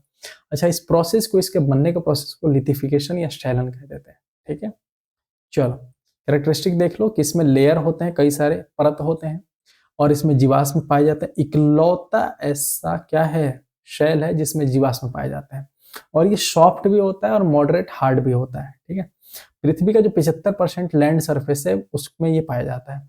और अगर हम बात कर लें इसके टाइप्स की, तो 3 टाइप्स के हैं। जैसे क्लास्टिक सेडिमेंट्री रॉक्स, या एक मैकेनिकली फॉर्म होता है जो टूट टूट करके बनता है। जैसे छोटे छोटे टुकड़े बने ना, वो इकट्ठा होकर के जब पत्थर बना लेते हैं उसको हम कहते हैं क्लास्टिक सेडिमेंट्री रॉक्स, या मैकेनिकली कह लो।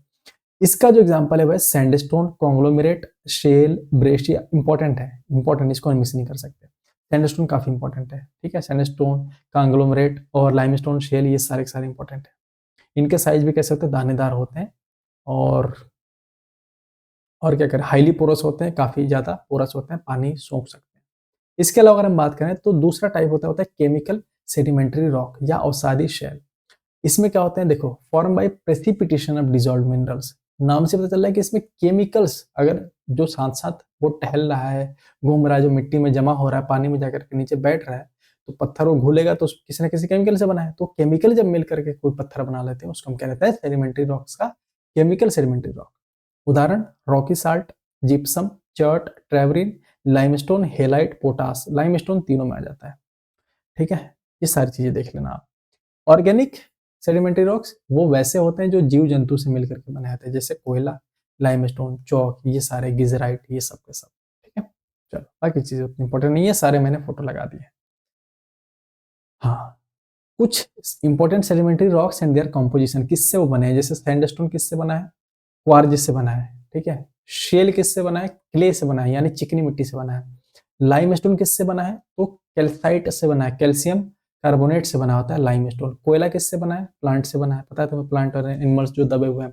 रॉक साल्ट सोडियम क्लोराइड से बना है। Gypsum calcium sulphate dot 2H2O से बना हुआ है। इकोनॉमिक इंपॉर्टेंस उतना ज्यादा इंपॉर्टेंट नहीं है, आप देख लेना, एक बार गो थ्रू कर लेना। हम आगे बढ़ते हैं। ठीक है, चलो एक चीज याद रखना है कि ये प्रिजर्व करता है फॉसिल को, बहुत इंपॉर्टेंट है कि जीवाश्म को ये दबा के रखता है। ठीक है, ये तो मैंने बता दिया आपको। यहाँ देखो, लेयर होता है, फॉसिल रिच होता है, फॉसिल काफी ज्यादा पाए जाते हैं। और लाइमस्टोन में केमिकल ऑर्गेनिक दोनों होते हैं, वो भी देख लिया हमने। सैंडस्टोन की बात कर लें तो मोस्ट कॉमन होता है, और 75% इससे बना हुआ है, ये सब बता दी। अब तीसरा नंबर है वह मेटामॉर्फिक रॉक। हमने देख लिया कौन सा, इग्नियस, सेडिमेंट्री और मेटामॉर्फिक। छोटा चैप्टर है, बहुत क्वेश्चन आते हैं यहाँ से। मेटामॉर्फिक रॉक वो है जब इग्नियस रॉक और सेडिमेंट्री रॉक बदल जाते हैं। कैसे बदलते हैं? जब उन पर प्रेशर पड़ता है, जब उन पर टेम्परेचर प्रभाव पड़ता है, या उनके वॉल्यूम में, या उनके केमिकल में किसी न किसी तरह का प्रभाव पड़ता है। हजारों लाख, मतलब लाखों साल तक प्रभाव पड़ा, पत्थर बना, पिघल गए, आपस में चिपक गए। ठीक है, तो एक नया पत्थर बना लेते हैं। वो जो पत्थर बनता है मेटामॉर्फिक कहलाता है। ठीक है, मेटामॉर्फिज्म, मेटामॉर्फिज्म शब्द का मतलब होता है परिवर्तन। ठीक है, मेटामॉर्फिज्म का मतलब है चेंज इन फॉर्म, रूप का बदलना, स्वरूप का बदलना। ठीक है, तो ये स्वरूप बदल करके जो पत्थर बना हुआ है मेटामॉर्फिक या मेटामॉर्फिक जिम। ठीक है। अब देखो इस मेटामॉर्फिज्म के अलग अलग टाइप्स होते हैं, जैसे डायनामिक और थर्मल। डायनामिक में क्या होगा, बदल रहा होगा, सब कुछ बदलता है लेकिन उसका केमिकल कंपोजिशन नहीं बदलता। थर्मल में क्या है, हीट के टेम्परेचर के कारण उसमें बदलाव हुआ और फिर जाकर के वो बने, जैसे कॉन्टैक्ट और रीजनल। अभी देखेंगे कॉन्टैक्ट और रीजनल। अच्छा, इसके एजेंट क्या क्या हो सकते हैं, एक तो टेम्परेचर हो सकता है कि टेम्परेचर बढ़ जाए, उसके कारण क्या हो जाए, लाखों साल तक धूप लगे फिर पत्थरों पिघल करके या दब करके, ठीक है, प्रेशर पड़े उसके कारण हो जाए, या केमिकल लोचा हो जाए तो भी हो सकता है। देखो टाइप मैंने बताना कि कॉन्टैक्ट और रीजनल होता है। कॉन्टैक्ट मतलब कि कॉन्टैक्ट में आए होंगे, किसके कॉन्टैक्ट में, अगर मान लो मैग्मा के कॉन्टैक्ट में आ गए तो बहुत गर्म है, हजारों लाखों साल तक उसके कॉन्टैक्ट में है, उसके कारण पिघल करके कुछ और बन गया। जैसे लाइमस्टोन जो तुमने अभी ऊपर पढ़ा था, लाइमस्टोन बन जाता है मार्बल, ठीक है, क्यों, हीट के कारण। रीजनल मेटामॉर्फिज्म, जैसे किसी जगह पर प्रेशर ज्यादा है, ठीक है, और वहां पर हीट भी ज्यादा है, तो उसके कारण भी वो कन्वर्ट हो सकता है। जैसे शेल है, शेल जो है वो स्लेट में कन्वर्ट हो सकता है। स्लेट क्या है, अपने आप में क्या है, मेटामॉर्फिक रॉक है। उसके अलावा ये शेल शिस्ट में कन्वर्ट हो सकता है, ये भी मेटामॉर्फिक रॉक है। ये शिस्ट ग्नीस में कन्वर्ट हो सकता है, ये भी मेटामॉर्फिक रॉक है। ये सारे शेल से बने हुए हैं, देख रहे हो। इसके बारे में कहें तो बहुत हार्ड होता है, बहुत सघन होता है, कोई भी फॉसिल इसमें नहीं पाया जाता है, ध्यान रखना, सिर्फ एक में सेडिमेंट्री में पाया जाता है। अच्छा, इसमें फोलिएशन हो सकता है। फोलिएशन मतलब, ध्यान से देखना, यहाँ पर फोटो लगी होगी, ये देखो, ये देख रहे हो, कई सारी इसमें लाइंस बनी है, लाइंस बनी हुई हैं। यहाँ पर देखो, यहाँ पर इसमें लाइंस दिख रही होंगी, कई सारी लाइन। तो होता क्या है, जब परतें आपस में प्रेशर पड़ा या पिघली, ठीक है, तो वो लेयर में कन्वर्ट हो जाती हैं। जैसे लग रहा है कई सारे परतें रखी गई हैं, जैसे स्ट्रेटा में देखा था ना हमने ऊपर वाले में सेडिमेंट्री में, वैसे इसमें भी परतें बन जाती हैं काफी सारी, तो हम उसको फोलेटेड कह देते हैं, ठीक है, या लिनिएटेड कह देते हैं। अच्छा, कई जगह डार्क और लाइट, डार्क और लाइट, ठीक है, मतलब एकदम गाढ़ा कलर हल्का कलर, गाढ़ा कलर हल्का कलर, ऐसा दिखता है तो हम उसको बेंडिंग कह देते हैं, ठीक है। इसके कारण नए मिनरल्स बनते हैं, ठीक है। और फोलिएटेड और नॉन फोलिएटेड देख लो, जो जिसमें सब में फोलिएटेड नहीं होता, सब में वैसा लेयर नहीं बनता है, कुछ में बनता है कुछ में नहीं बनता। जिसमें लेयर बनता है वो कौन है, स्लेट है, सिस्ट है, ग्नीज है। जिसमें नहीं बनता वो कौन है, मार्बल और क्वार्जाइट है, ये भी ध्यान रखना है। अब देखो कौन कौन से ऐसे पेरेंट रॉक हैं जो कि मेटामॉर्फिक बनाते हैं। पता है ना कि रॉक जो पुराने वाले हैं, जो सेडिमेंटरी और इग्नियस है, वही मिलकर के मेटामॉर्फिक बनाएंगे, ठीक है। तो देखो शेल हो गया, शेल क्या बनाता है, स्लेट बनाता है, ठीक है। तो ये क्या है, मेटामॉर्फिक रॉक है। मेटामॉर्फिक रॉक बाद में फाइलाइट बना लेता है, शिस्ट बना लेता है, ग्नीस बना लेता है, ये भी अलग अलग रूप बदल लेता है। लाइमस्टोन की बात करें तो लाइमस्टोन क्या बन जाता है, मार्बल बन जाता है। सैंडस्टोन क्या बन जाता है, क्वार्जाइट बन जाता है। ग्रेनाइट ग्नीस बन जाता है, जीजी। कोल कैसा बन जाता है, ग्रेफाइट बन जाता है। बेसाल्ट एम्फियोब्लाइट बन जाता है। क्ले स्लेट बन जाता है। और इनका इस्तेमाल कहाँ होता है, ये भी देख सकते हो, सबका इस्तेमाल लिखा हुआ है। एक और याद रखना है, सिएनाइट, ये भी एक तरीके का क्या होता है, मेटामॉर्फिक रॉक होता है। अब आगे बढ़े, मेटामॉर्फिक रॉक में ये सारी बातें याद रखनी है जो मैंने आपको ऑलरेडी करा दी है। सबसे इंपॉर्टेंट है ये वाला sequence, shale schist, cell, shale के बाद बनता है स्लेट, फिलाइट और शिस्ट, उसके बाद से ग्नाइस। ये सबके एग्जाम्पल यहाँ पर फोटो लगा हुआ है। अब आते हैं रॉक साइकिल पर। तीनों रॉक्स हमने समझ ली, अब रॉक साइकिल होता है, समझना। रॉक साइकिल में क्या होता है, बस एक फोटो देखते रहो फिर सारी बातें समझ आ जाएंगी। देखो सबसे पहले क्या था, मैग्मा था। ये मैग्मा था। मैग्मा क्या होता है कि किसी न किसी कारण से ऊपर आता है, ऊपर आने के बाद जब वो जम जाता है, जमने के बाद क्या बनाता है, इग्नियस रॉक बनाता है, ठीक है, पहली बात। तो ठंडा होकर के बना दिया क्या, इग्नियस रॉक।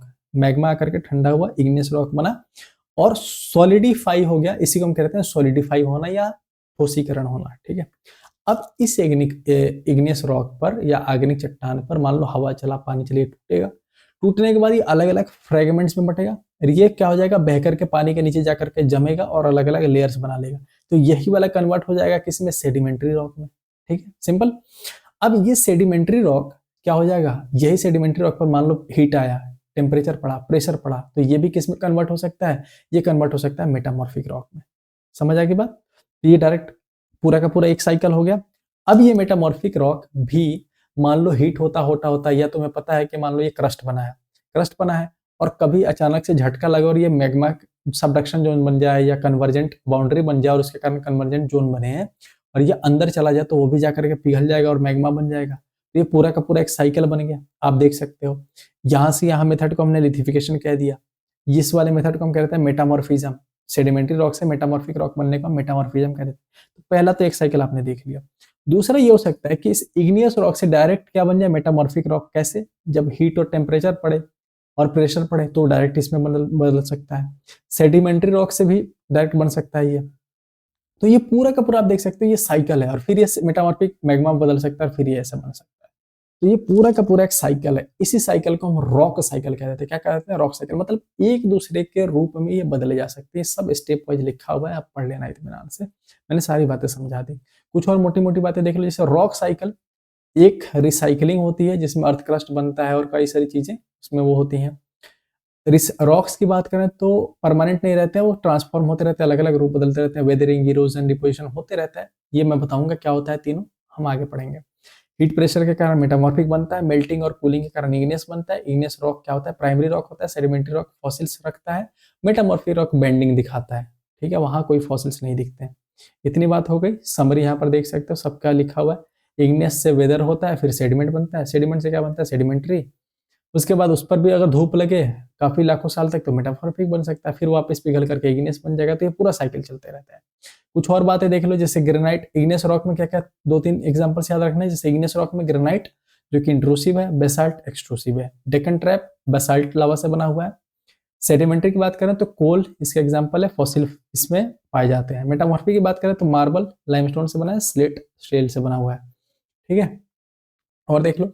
और रॉक साइकिल मैंने ये सारी बातें खैर बता दी। अब देखो two main constituent of granite. Granite के दो मेन कंस्टिट्यूएंट, दो मुख्य घटक कौन कौन से हैं? तो एक है सिलिका, ये ध्यान रखना, और एक है एल्यूमिना। सिलिका से मिलकर के बना है ग्रेनाइट, और एल्यूमिना से मिलकर बना है। या अगर ये दोनों ऑप्शन में रहे तो क्वार्ट्ज फेल्डस्पार रहे तो ये भी आप ऑप्शन में लगा देना। सिलिका तकरीबन 70-77% होता है, एल्यूमिना 11 से 13%। ठीक है, इतनी बात हो गई, खत्म। यहाँ होता है आपका चैप्टर द एंड। ठीक है, और भाई मेरे बहुत एफर्ट लगा, लिटरली बहुत एफर्ट लगा, तुम्हें एहसास होगा। तो अगर अभी तक आप साथ हो और अभी तक आपने टेलीग्राम ग्रुप ज्वाइन नहीं किया तो ज्वाइन कर लो, और जाकर के वहां से मेरे पीडीएफ वगैरह जो भी चाहिए वहां से अपलोड कर सकते हो। कोई बात कही है तो वहां से कर सकते हो। ठीक है मेरे दोस्तों, और प्लीज अब औरों को भी बताओ यार कि वो बेचारे भी पढ़े। तुम्हारा कंपटीशन नहीं बढ़ेगा, तुम ऑलरेडी कंपटीशन से आगे चल रहे हो, बहुत आगे चल रहे हो। तो औरों को बताओ, तुम्हारे भाई का भी थोड़ा भला हो कि इसको देखें और लाइक शेयर करें। काफ़ी बच्चे कर भी रहे हैं, काफ़ी बच्चे अपने अपने लेवल पर कर रहे हैं।